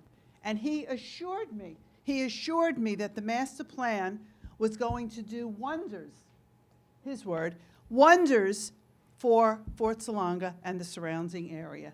He was going to make things better, finally, for all of us. The violations were going to be cleared up. The zoning was going to be adhered to. They were going to come after those businesses that were not complying. And instead, all that time that he's talking to me, he's not even being transparent, because this was already in the works. 2 years or so later, we all found out about it. And now what? Now we're stuck, and they're telling us, including Peter Hahn, that, oh, don't worry, this isn't an application. This isn't an application. It's just a few amendment changes, a couple of coding things. We all know, each and every one of us, that it's just to oil the skids for what's ahead, so that when the time comes, you don't have to bother with the coding changes and the amendment for whether it's heavy industry or whatever else. It's already on the books as being changed. We get it. We're not stupid. My neighbors tell me that they come to the town board meetings, that they go and they watch all of you, and you're so disinterested, you're so disengaged. You have no real heart for what's being said here. We elected you. And yes, you have gotten in since some of this trouble, but I don't think it's going to last that long. People are tired of it. You've betrayed us. You all have. You need to understand you're talking about children, elderly, disabled, immunocompromised. All my life, over 50 years, I have worked with one family at a time to make things better. And you're just taking the entire mass, and you're going to mess it up in mass. You can't do that. That isn't why you were elected. Please reconsider before it's way too late. Thank you. Karen Stubbs. Karen Stubbs.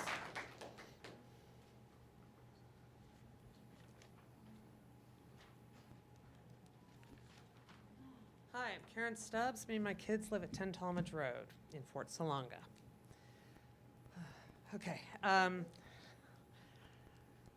I'm here. I'm very concerned. We all are, but I look around and I see there's a lot of people here from my neighborhood, from Fort Salonga.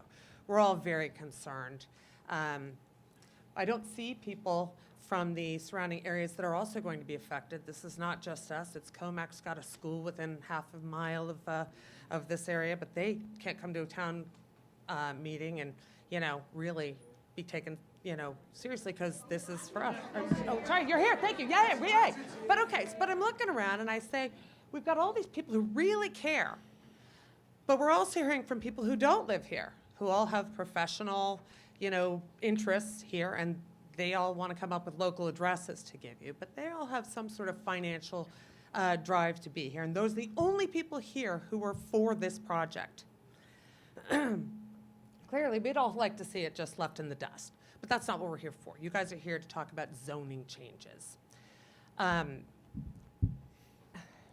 see if I can get this all straight, keep my head straight.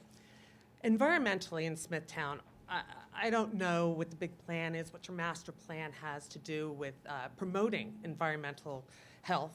But I hear a lot about, you guys, in Smithtown, we're going to start planting trees. That's what I've heard recently, and that's great. But if you look around here, all these people live in what is actually sort of the gem area of Smithtown. We are your environmental protection area. We have the trees, we have the land. Everyone here pays very dearly for that privilege. We are stewards. We try very hard to protect our neighborhood and our families because it's very important to us. And if you hear all these people, a lot of people are threatening to leave.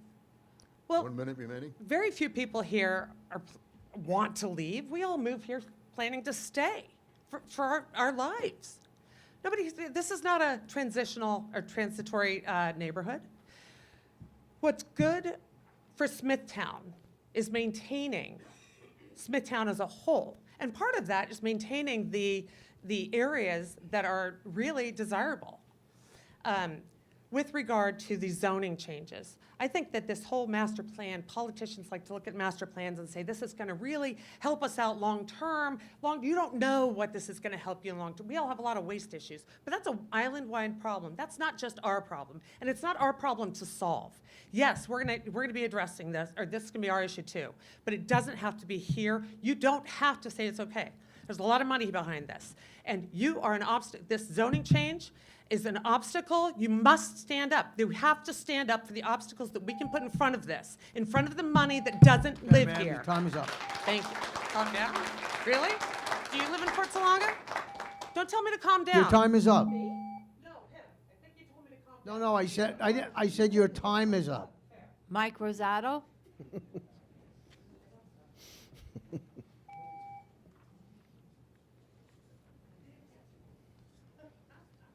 Mike Rosato, 12 Country Oaks Drive, Kings Park. Over the last several years, the Kings Park Community Association has repeatedly asked this town board to enforce the town code throughout the Kings Park industrial area, where over 90% of the landowners are currently operating in violation of the law. Upholding the rules governing land use protects our residents' safety and quality of life and promotes the proper and controlled development of this important commercial district. It will also help create jobs and generate tax revenue to help support our schools and other government services. The proposed Town Line Rail Terminal would bring the largest site in the Kings Park industrial area into full compliance with town code and would be the most transformative project in the town of Smithtown in over 50 years. As with any project of this significance, opposition based on real concerns and misinformation is expected. However, this project has been carefully considered for several years as the most economically and environmentally sound method of removing our community's waste after the last of Long Island's operational landfills are permanently closed. Approximately 300 tons of refuge from the town of Smithtown and Huntington are currently incinerated daily at the ReWorld Resource Recovery Facility on Town Lot Road. The ash from this facility is presently trucked to the Brookhaven landfill for disposal. Once the landfill closes, ash and C&D debris will have to either be trucked. Mr. Rosato, hold on. Hold the time. Excuse me. It's amazing how rude Again, people can be. just let him finish his statement. Was I stopped? The time? Yep. Okay. Once the landfill closes, ash and C&D debris will have to either be trucked or railed off Long Island, since new landfills are now prohibited to protect the public's drinking water. Rail is clearly the better choice. The proposed Town Line Rail Terminal would be located about a quarter mile from the ReWorld incinerator. It would eliminate approximately 10,000 truckloads of ash and C&D waste from our roads annually. Instead, roughly 10 rail cars per day would be transported from the rail yard to off-island landfills. All ash and C&D debris will be loaded onto rail cars and covered in an indoor facility. In addition, the rail yard will also eliminate about 5,000 trucks from our roads yearly that now deliver construction-related commodities to local businesses in the industrial area. It's also notable that Town Rail Yard used to be the center of commerce across Long Island, including in Kings Park, until its Main Street location was acquired through eminent domain for today's commuter parking lot. Changes in commerce are not always easy to accept, but this proposed rail yard has many benefits that will save taxpayers an estimated $1,000 to $3,000 a year for waste removal and will significantly reduce adverse impacts to our environment by removing thousands of trucks from our roads every year. It will also help grow our local economy, create new jobs, and increase our tax base. For some residents, especially those who live close to the proposed rail yard, their concerns must be addressed.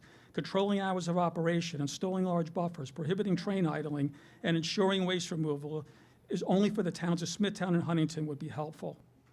Ultimately, with the proper management and oversight, this proposed project could be one of Smithtown's most... Your time is up. Henry Carlson. Henry Carlson.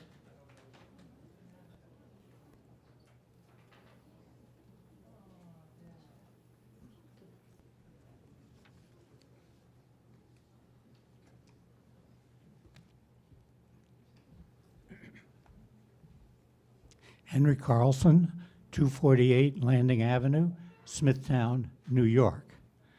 By way of public disclosure, I am Toby's father.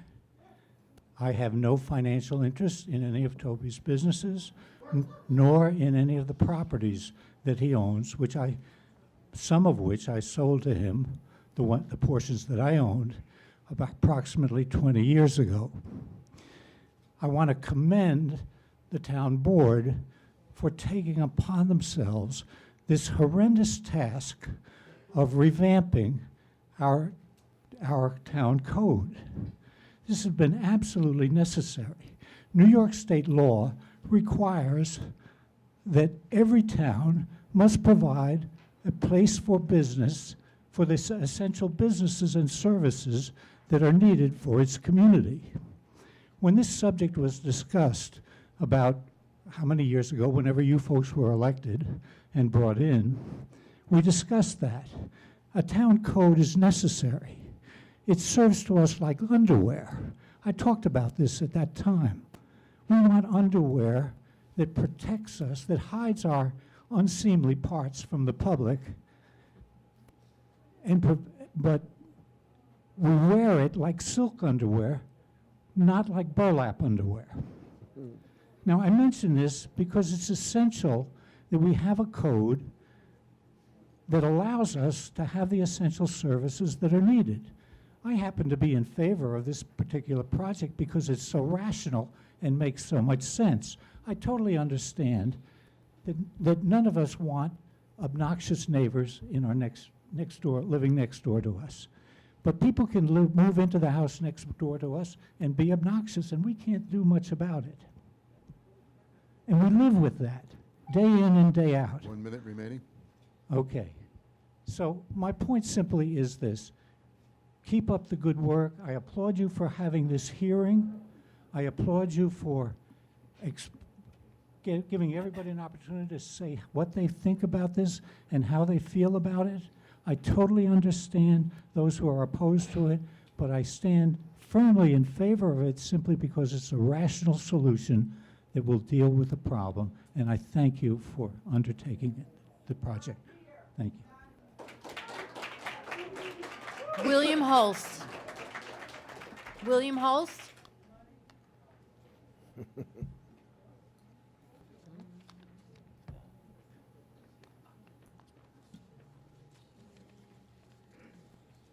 Good evening, Mr. Supervisor and members of the town board.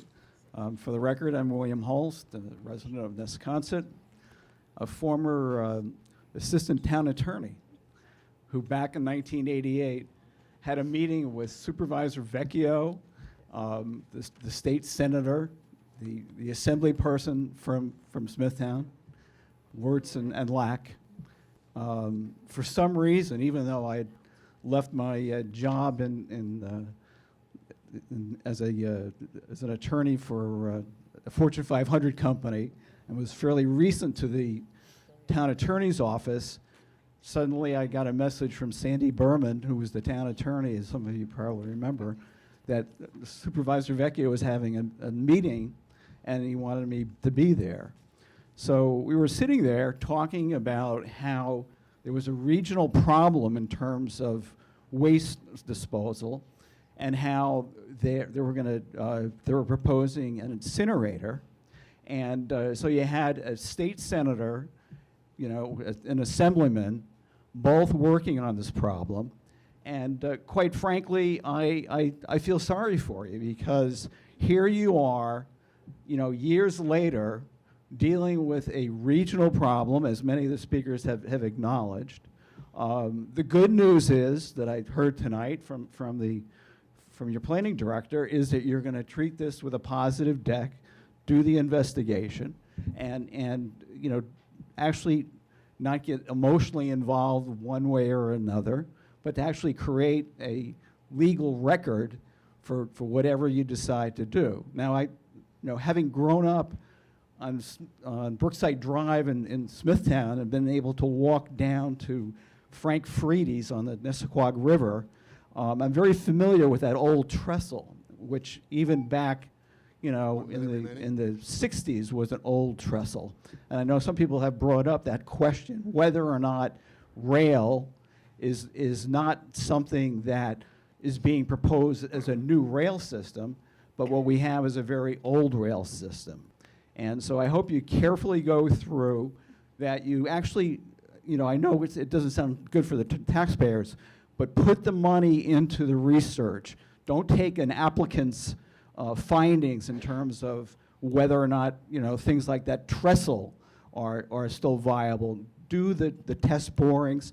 I mean, I went down after the weather that we had in August, and to me, it seems that a lot of the ground was taken away from the stanchions that trestle stands on. So invest in it, do your job, spend the money, and I think you're going to come out and saying that this is not something that should be solved by the town of Smithtown, but a regional approach.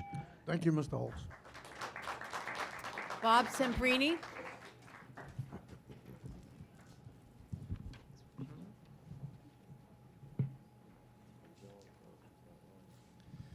Bob Semprini. Is it on? It's not on. Is it on? It's on. Yes. All right, Bob Semprini, President of the Comac Community Association. At the previous meeting that we had a month or so before Christmas there, one of the last things that was said by Supervisor Wareheim was, after we gave our concerns, was that, well, look, we don't have an application. We don't have an application. And even if, once we get the application, we would actually have to change zoning to even make this thing possible for transfer stations, et cetera, et cetera. So, okay, kind of made it sound like there was hope and all that. And now, all of a sudden, here we are, once again, with a possible change in that zoning, which is definitely going to change the quality of life for people who live around that area. I live in the Candy area right there. It's literally in my backyard. And guess what? This station that he wants to put up was not there when I moved in 1990. So it's not like somebody who buys a house and then next to an airport and then complains about the noise. No, this is not there and it shouldn't be there. Thank God for David Ambrose and his information there. The Messenger, Smithtown Messenger says, okay, 5 spurs, 1 track for ash and construction debris, 4 tracks for general freight. Well, geez, who benefits from that? Mr. Carlson, okay? We don't benefit from that.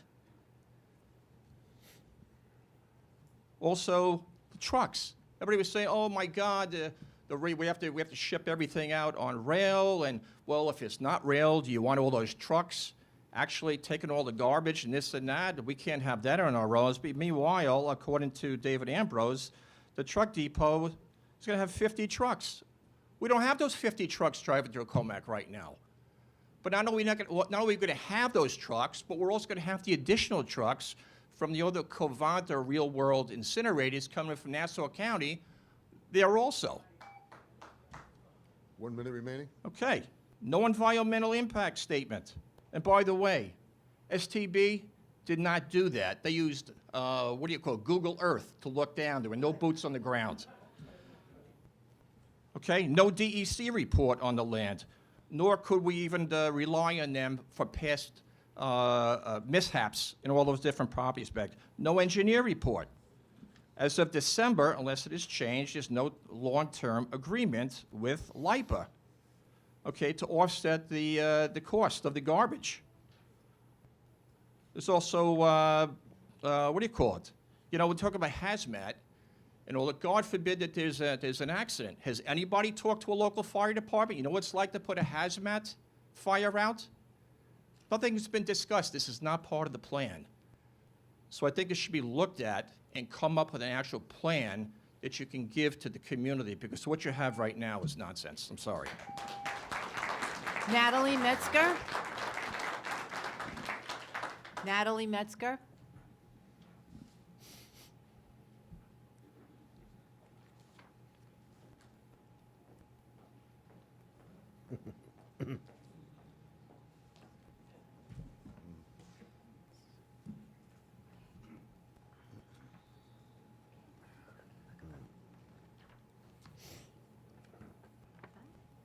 Hi, my name is Natalia Metzger. I live in 12 Candy Lane in Comac. I have 3 daughters. Aria's 10, Layla's 8, Serena here is 5 years old. You might remember her. She came with me to the June meeting where she was on the front page, and we are advocating against this amendment. At the last meeting, I came with 15 letters from my middle daughter's Girl Scout troop, all voicing and begging you guys to say no to this. I have submitted them to you. You have their original drawings. You have their words. You have their wishes. You already heard about Serena's asthma. What else? 2 of my daughters attend Burr. She attends Northridge. I'm on Town Line Road all the time, and there are Mack trucks blasting through there nonstop. That's already happening. Now, with increased activity, we don't need more industrial activity. We just don't need it. As I got ready to come here tonight, my oldest daughter asked, how is this still happening? Like, what is it going to take? And you know what? Look around. Look at all the people who came here tonight. Look at everyone who has signs. Look at all the people that are overflowing into the hallways. Look at the parking lot. It's overflowing. Thank you for having a public hearing so that you can see the interest, but it's very evident that we don't want this. When my Girl Scouts troop made those letters, they asked a really simple but a really good question. They asked, why are they choosing this? And with the children asking the questions, why are they choosing this? What will it take to stop? They're asking the rude questions that we really all need to be asking, and I think we really would love to hear your answers as to why. We have all our comments here. Every meeting? You know how we feel. I think we are owed an explanation as to what would possess you guys to make those decisions. So I beg of you, just look around, and you can clearly see our opinion on this. Thank you. James Dykeman? James Dykeman?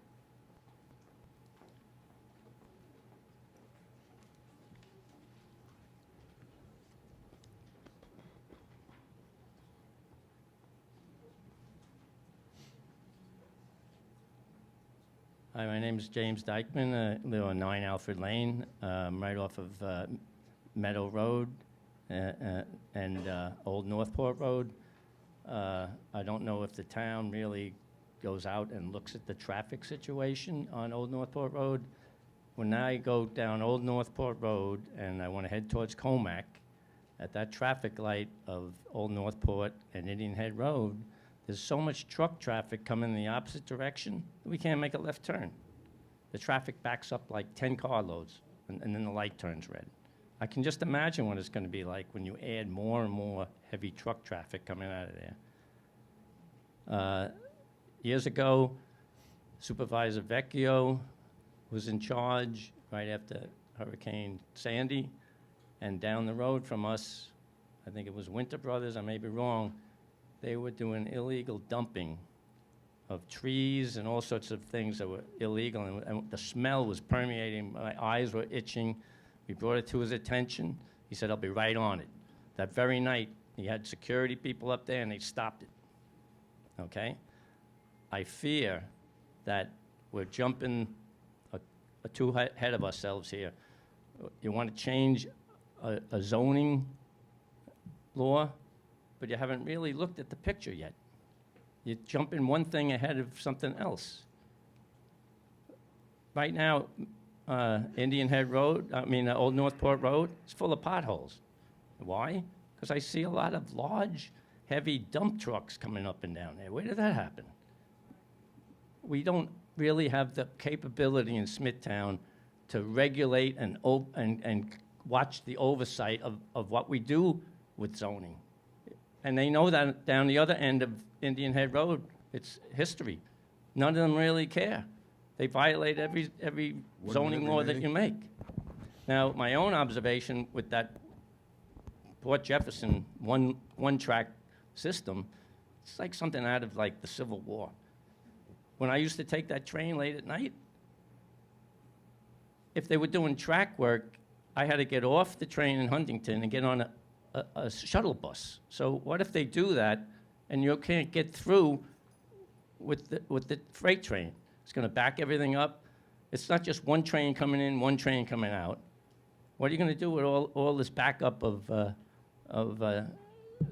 material from Covanta? The other thing is, years ago on that line in Nassau County, they have rail spurs. One of them, the freight train flipped. I'm on my way into work. The train, boom, boom, boom, comes to a stop. Took out the whole line. They had big, giant cranes trying to ride it up. It shut down the westbound Long Island Railroad for a whole day. So look into it. Felicia Hoffman?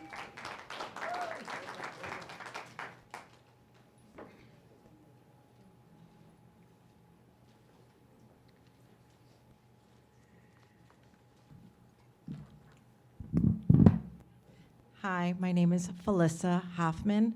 I live at 6 Max Way, Comac. I'm opposed to this being built. And I just want to say, you're all sitting here. What you can see are the hundreds of people outside in the 2 waiting areas lining the hallways. People got turned away. This should have been held in a bigger forum so you could really know how opposed everybody is. But I do want to say, I'm worried about many things, obviously environmental. My backyard is on Old Northport Road, so I hear, smell, see, hear everything. But I'm also worried about traffic and cars, trucks, everything. Since when I first spoke about 3 years ago, when you guys were putting in BJ's and I was opposed to that, with all the traffic and trucks coming in. My daughter was involved in a very serious car accident on Indian Head Road and Jericho Turnpike just from trucks more coming in. But now I'll get to this, and that's why I'm worried. More studies need to be done, but they were done in other areas where freight yards, and you need to realize. It says living near a train freight yard can cause a number of environmental health problems, including air pollution, diesel exhaust from locomotives, trucks, and yard equipment can cause serious health impacts, including increased risk of premature mortality, lung cancer, cardiovascular, cardiopulmonary, and respiratory diseases, adverse birth outcomes, effects on the immune system. I want you to understand this is our home. This is our investment. These are our children. I have 3 kids. My kids always say, will you turn over the house to us, when we move away, because they want to continue living here. I would never want to do that. If this train is built here, honestly, I would not want to jeopardize my kids' health with any kind of cancers that could come in. Already the cancer rate is very high here. And I want you to keep one thing in mind. Going back to 9/11, the World Trade Center Health Program reports that nearly 34,000 people have developed cancer after being exposed to ground zero. Okay, they didn't know that back then when they were doing all the cleanup. They assumed it was good. You're going to assume it's good to allow this to be built. It's not. Do you want to sit here in good conscience knowing you're putting this in, and then 5, 10 years from now, all our kids, all of us develop lung cancer, all immune issues? Do you want to be the cause of that because you're sitting here saying, okay, but your lives are not jeopardized by it. We are. Please, I beg you, don't allow it. Thank you. Matt Lindenbaum? Matt Lindenbaum?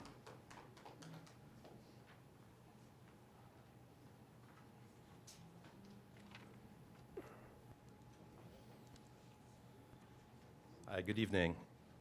Thank you for your time and lots of good points made tonight, and obviously from the packed house, this is an important topic and meeting.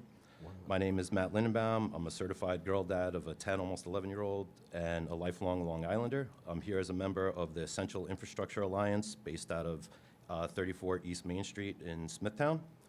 I've spent the last 20 years partnering with and enabling public sector, public safety, first responders, and essential services, and critical infrastructure organizations, which happen to be mostly private organizations, and have become a trusted advisor helping folks ranging from local to cities and states, as well as federal, civilian, and defense agencies, as well as other commercial entities. As a proud member of the EIA of Long Island, which is dedicated to a future that matters, the essential projects and services that are critical for our growth and the well-being of our future generations, I'm committed to advancing essential services that safeguard our communities, starting here on Long Island in the New York metro area, which help lay the foundation for a brighter future for my daughter and the next generation of Long Islanders. The Town Line Rail Terminal project represents exactly that, in my opinion. It's about progress. It's about taking care of our garbage. Having lost my mom, and with both my dad and brother in remission from leukemia, my family has experienced cancer firsthand, and way too much. Cancers exist partially because facilities don't comply or are poorly managed. Getting rid of the waste is critical. This development is not just about infrastructure, it's an investment creating a safer, more efficient way to support the community, not just now, but also for future generations to come. At the EIA, we take many factors into account, including environmental and supporting communities. I think we all agree that we do need some sort of solution, right? Well, the Rail Terminal Initiative seems to be the kind of forward-thinking thing that will allow us to continue to serve and support critical functions, in this case, waste removal. We're actually probably lucky to be here tonight and that we're putting this in the hands of the town, not the federal government, because the STB has already 1 minute approved remaining. this at the federal level. The town is here and involved so they can do their best to protect our community, not the feds, who had already approved this and also shot down the appeal. We should thank the board for considering change and trying to set parameters to keep us all safe. So I'll take a quick thank you on behalf of both sides. Change can be scary. It's also the only constant in life. Let's not let fear derail the opportunity to create real lasting change. While understanding that not everyone can or will agree on anything these days, our community has the chance to move forward with a project that reflects progress, responsibility, and care for both ourselves and future generations. We can forget everything and run, which doesn't really work with our deep roots here and this being our home, or we can face everything and rise, which is what the community will hopefully do. Thank you for the opportunity to hear my thoughts. Thank you. And the last speaker for this hearing is Michael Koblenz.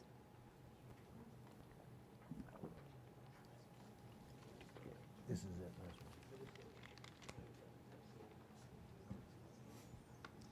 My name is Michael Koblenz. I've been a resident of Comac in the Country Estates development at 10 Lindsay Place for 28 years. I was an original buyer of the home, and I wanted to provide you with some of my personal experiences. Living at the house, early in the morning, we will smell diesel and different odors in the neighborhood. Back in, I believe it was 1998, if any of you were present, there was a leachate leak that occurred from one of the construction debris sites and filled the area with a sulfur smell. I don't understand why anybody is considering bringing in something like this for heavy industrial use. We did buy in an area with light industrial use. And all the families, I've seen things turn over now. I have 5 new families on my cul-de-sac that weren't able to come tonight. I will make sure that they reach out to every one of you so that they can represent their views to you. I urge you to vote no. There should not be a heavy industrial zone in this area. And I have to question the family that is going to benefit from this. They were not good corporate citizens from when I've been involved earlier in my life, and I just would not trust them at all. Thank you. There was one additional speaker card that just came in We for got one Wendy more. Hoffman. Yeah.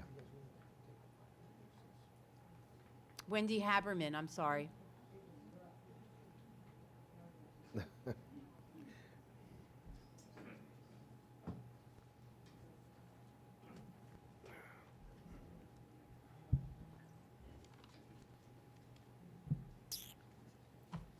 Hi, I'm Wendy Haberman, 55 Peppermint Road, Comac.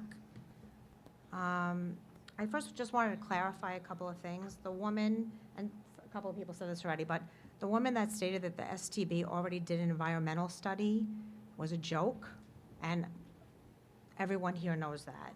There was also a Kings Park resident, Mike Rosado, who said he was in favor of this. He made it seem like he's just a resident, but he actually works for Rob Trotta, who is in support of this. And he and Toby Carlson used to be business partners. So I would kind of take that with a grain of salt. There's also an STB motion still pending, so I want that to be put on the record. I've spoken before, I think, I don't know if you guys recognize me, but I've spoken before. I can't wrap my head around why this is still going on. I almost feel like Toby Carlson created this crisis, and everyone got very nervous. You weren't supportive of this. Now, all of a sudden, all this new stuff came to light. There isn't a crisis. There's all this environmental problems, and it's almost like you're afraid to backtrack. But it takes a big person to admit they made a mistake, and now that there's new information, maybe even though you supported this in the beginning, this really is not a good idea. I just can't imagine that you all go home and think this is a good idea to put this in the middle of a residential area. It doesn't make sense to me. I will never understand this, and I will never believe that you all don't agree. I don't know what's holding you back, but your job as our elected officials is to protect us, plain and simple. It's not to further the aspirations of a business owner who doesn't even live here. He lives in New Jersey.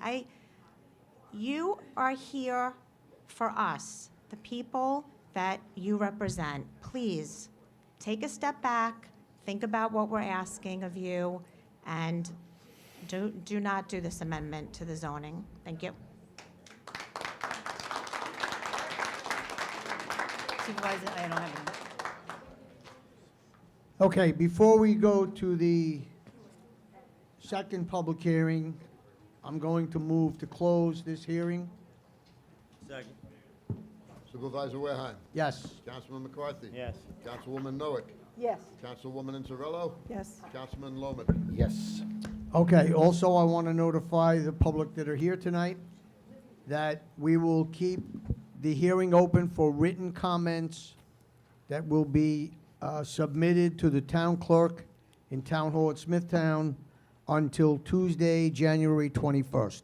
So if there is anyone that you're aware of that want to make comments on this public hearing, please notify them, have them send their written comments in to Town Hall, to the town clerk's office, so it can become part of the record for the environmental impact study. Thank you very much. Before we start, let's just take and I want to thank you also for your cooperation. I know this is a very important issue on both sides, for both sides, whether you're for or against it. It's important.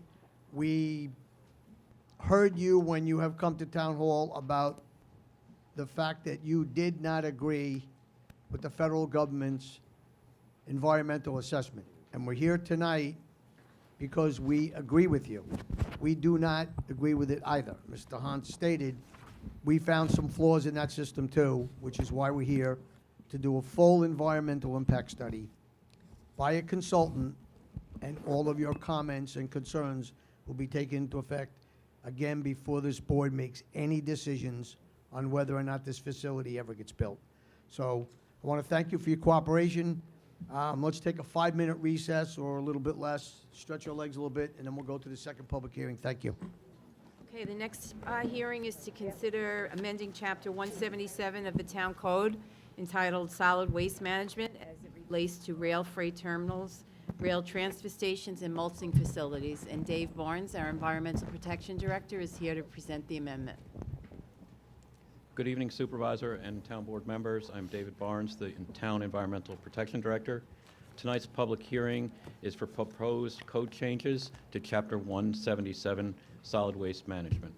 Chapter 177 contains regulations related to the various elements of solid waste and recycling within the town of Smithtown, including licensing requirements for those conducting such businesses in the town. The regulations, reporting requirements, and penalties for noncompliance are in Chapter 177. The proposed code being considered tonight includes adding 3 new definitions for mulch processing facility, rail freight terminal, and rail transfer station, non-municipal solid waste. These definitions will match the proposed definitions in Chapter 322, which was the previous public hearing. It is to add a requirement that all persons engaging in the businesses or in operating a rail transfer station for non-MSW or mulch processing facility within the town of Smithtown first secure a license from the town clerk. The application for that license shall be submitted to the Department of Public Safety. The application to include all the same requirements as other types of commercial solid waste businesses within the town of Smithtown, including 12 criteria which are already contained in the code. The applicant must also submit a good faith deposit in the form of a bond or a cash deposit in the amount sufficient to cover the costs of site restoration. The good faith deposit shall be in an amount of $1 million or greater, depending on the tonnage throughput of the use. The code contains specific calculations for the amount of the good faith deposit. License fee. The town code specifies the annual calendar year license fee of $15,000 plus 50 cents permitted processed ton. The code also contains specifics on events or conditions that would require surrender of the license, including the sale or transfer of the facility voids the license and the licensee is required to surrender it within 10 days. Revocation of the operation if found to be in violation of Town Code Chapter 177 based on the recommendation of the Solid Waste Committee. The Solid Waste Committee includes the Environmental Protection Director, the Director of Public Safety, the Solid Waste Coordinator, and the Town Attorney. That is the extent of the Chapter 177 proposed changes. I recommend that the written public comment on the proposed code changes remain open after the close of the hearing tonight until 5 p.m. January 21st, the same as the previous public hearing.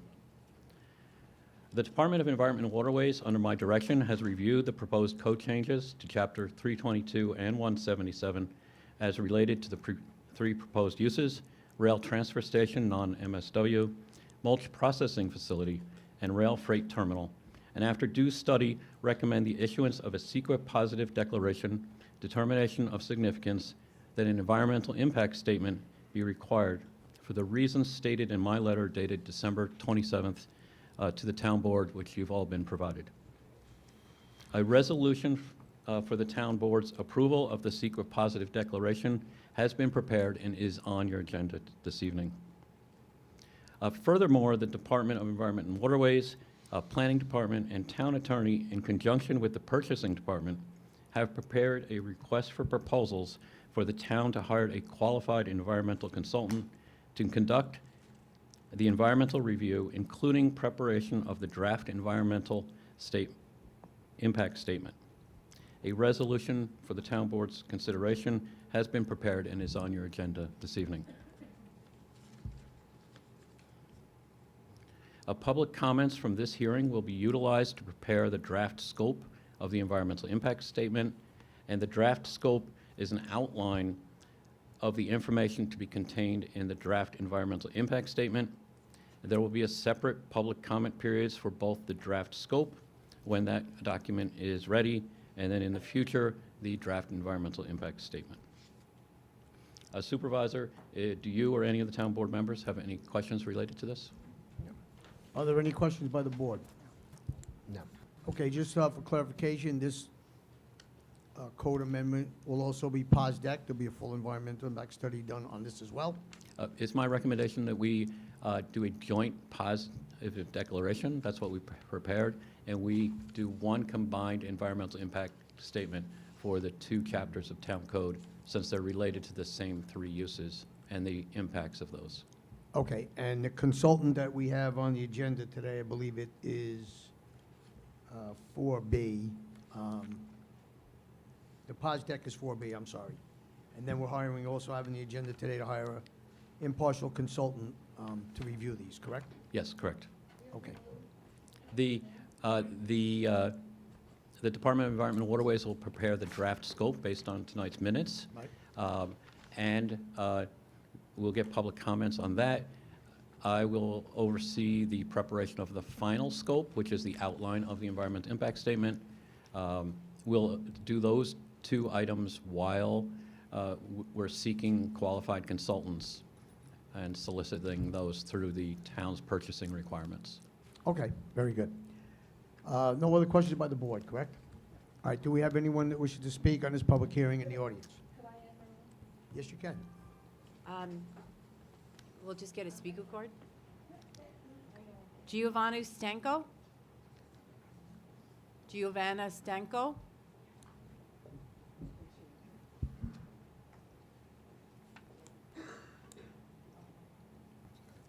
I guess. Gerald Bloom? Gerald Bloom?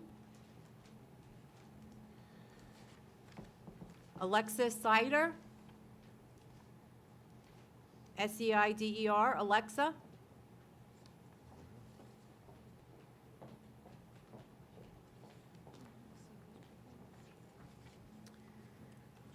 Hi.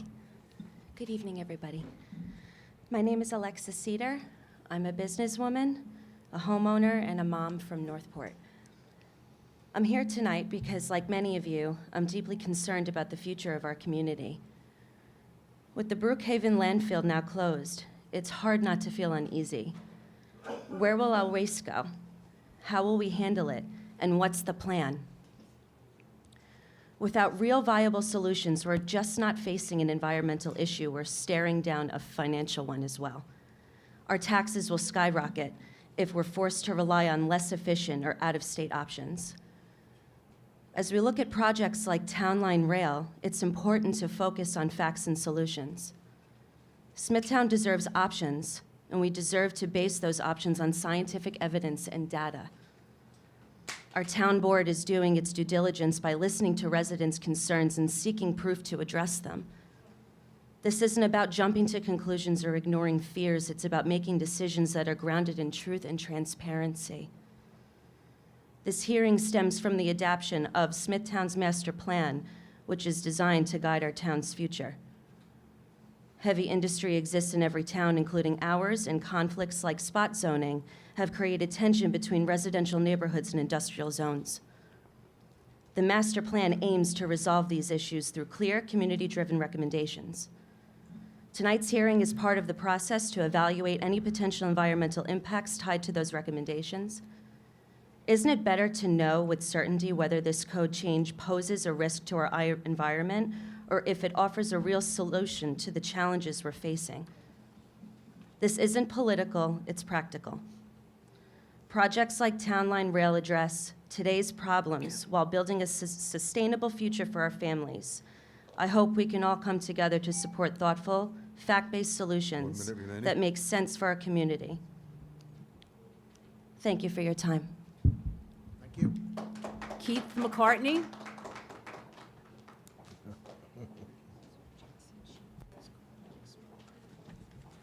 Good evening once again. Keith McCartney, 273 Bread and Cheese Hollow Road, Fort Salonga, President of the Fort Salonga Association.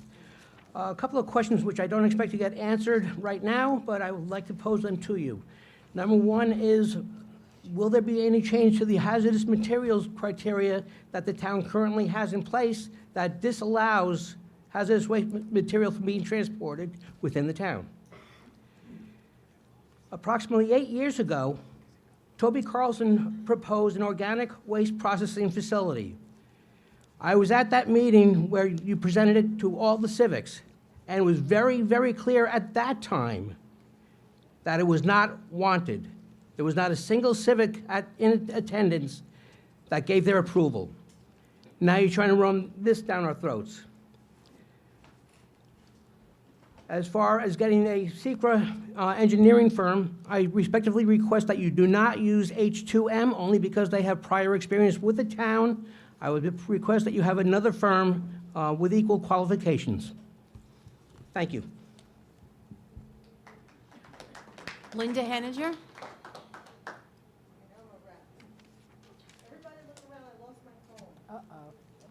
It's broken, a horse bit it. Is it under the papers over there? Broken, look for a broken horse. You see something?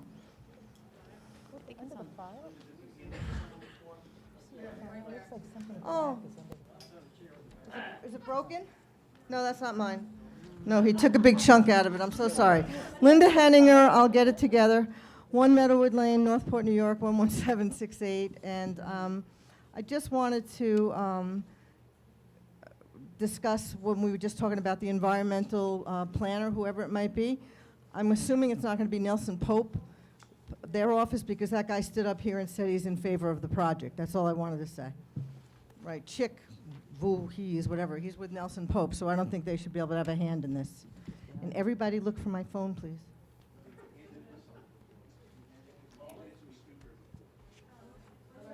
Supervisor, I don't have any more calls. All right, that concludes our speakers. Again, on this public hearing, I'm going to move to close. Second. Supervisor Wareheim. Yes. Councilman McCarthy. Yes. Councilwoman Noack. Yes. Councilwoman Inzarello. Yes. Councilman Loman. Yes. All right, also on this public hearing, we are going to leave the hearing open for written comments only to the town clerk at Town Hall, 99 West Main Street, until Tuesday, January 21st. So if there are any written comments that need to be sent into town, please talk to your neighbors, talk to whoever it is, and get those comments sent in. Thank you very much. That concludes our public hearings. I just want to announce we have an agenda that we have to go through. The town board, myself, and we have our experts over here who have agreed. We will stay and try and answer any questions that you may have to the best of our ability. We'll stay here and try and answer it. But you can always reach us at Town Hall as well. I know myself and everybody here. You make a phone call if there's anything that you need to discuss with us. We will be more than happy to do that. So we're going to move to the agenda. Okay, on the consent agenda, we have the minutes from December 19th, and there are 3 budget transfers for the controller. Is there anyone in town board that wishes to remove anything from the consent agenda? No. Mr. Clerk? Councilman Loman. Yes. Councilwoman Inzarello. Yes. Councilwoman Noack. Yes. Councilman McCarthy. Yes. Supervisor Wareheim. Yes. The town board to issue a secret negative declaration determination in the matter of the change of zone petition 2024-05 for the Guide Dog Foundation for the Blind, and petition 2024 Corley Camp for Shanahan's Bar and Grill, both for reasons stated in a memorandum from the Environmental Protection Director. Councilman Loman. Yes. Councilwoman Inzarello. Yes. Councilwoman Noack. Yes. Councilman McCarthy. Yes. Supervisor Wareheim. Yes. The town board to issue a CEQA positive declaration determination in the matter of the town board's own motion to amend Smithtown Town Code Chapters 177 and 322 regarding rail freight terminals, rail transfer stations, and wood chipping mulching facilities for reasons stated in a memorandum from the Environmental Protection Director. Councilman Loman. Yes. Councilwoman Inzarello. Yes. Councilwoman Noack. Yes. Councilman McCarthy. Yes. Supervisor Wareheim. Yes. The town clerk to advertise for a request for proposal for CEQA consulting services. Councilman Loman. Yes. Councilwoman Inzarello. Yes. Councilwoman Noack. Yes. Councilman McCarthy. Yes. Supervisor Wareheim. Yes. Award bid 2485, cesspool cleaning and related services, and authorize the purchase of the associated goods and services. Councilman Loman. Yes. Councilwoman Inzarello. Yes. Councilwoman Noack. Yes. Councilman McCarthy. Yes. Supervisor Wareheim. Yes. The town board to approve the following. Authorize the town board to accept a grant award from the New York State Department of Criminal Justice Services in the amount of $17,616 for the purchase of license plate readers for the Department of Public Safety. Accept a grant from New York State OPRHP in the amount of $5,052.89 for the purchase of drone software and training. And accept a grant from FEMA in the amount of $200,000 for renovation and expansion of the Town of Smithtown Emergency Operations Center.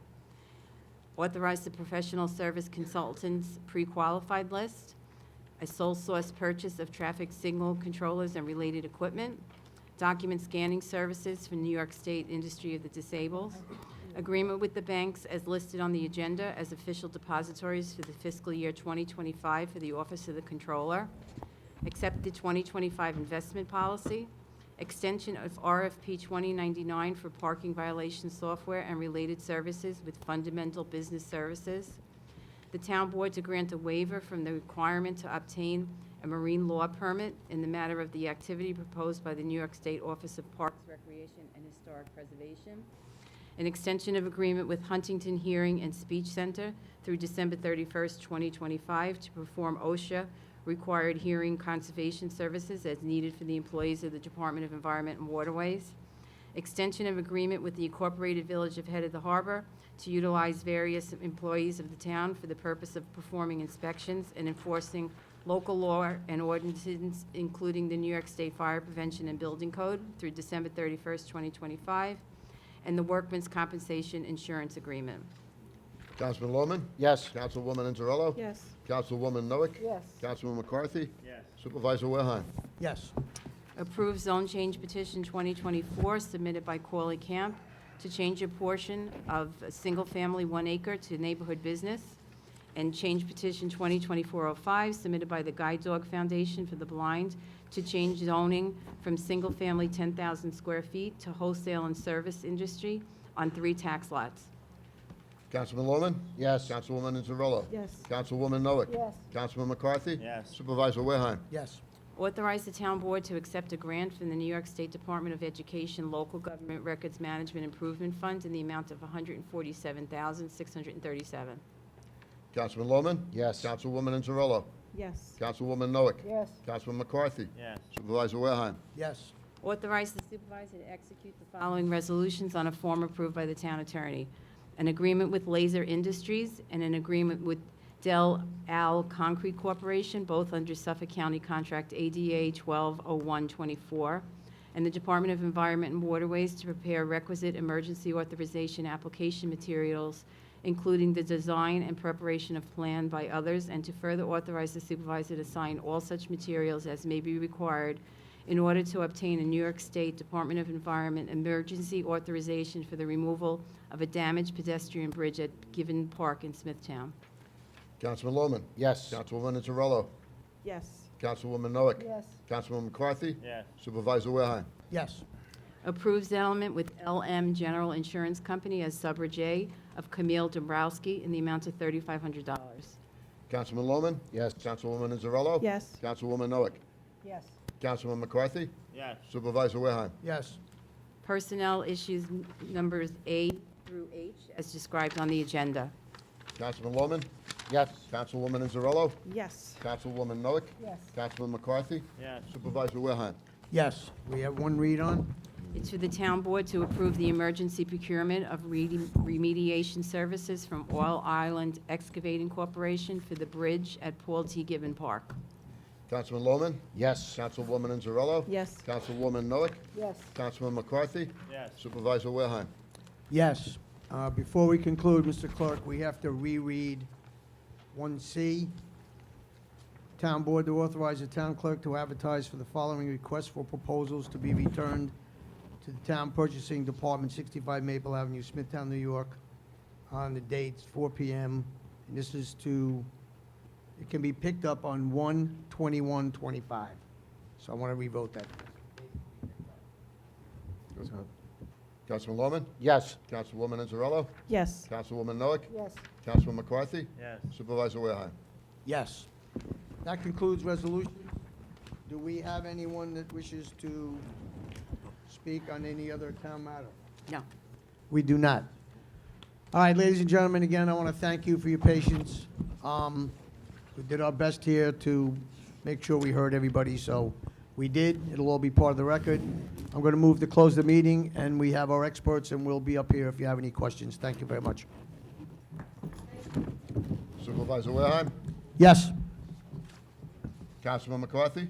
Yes. Councilwoman Noack? Yes. Councilwoman Inzarello? Yes. Councilman Lohman? Yes.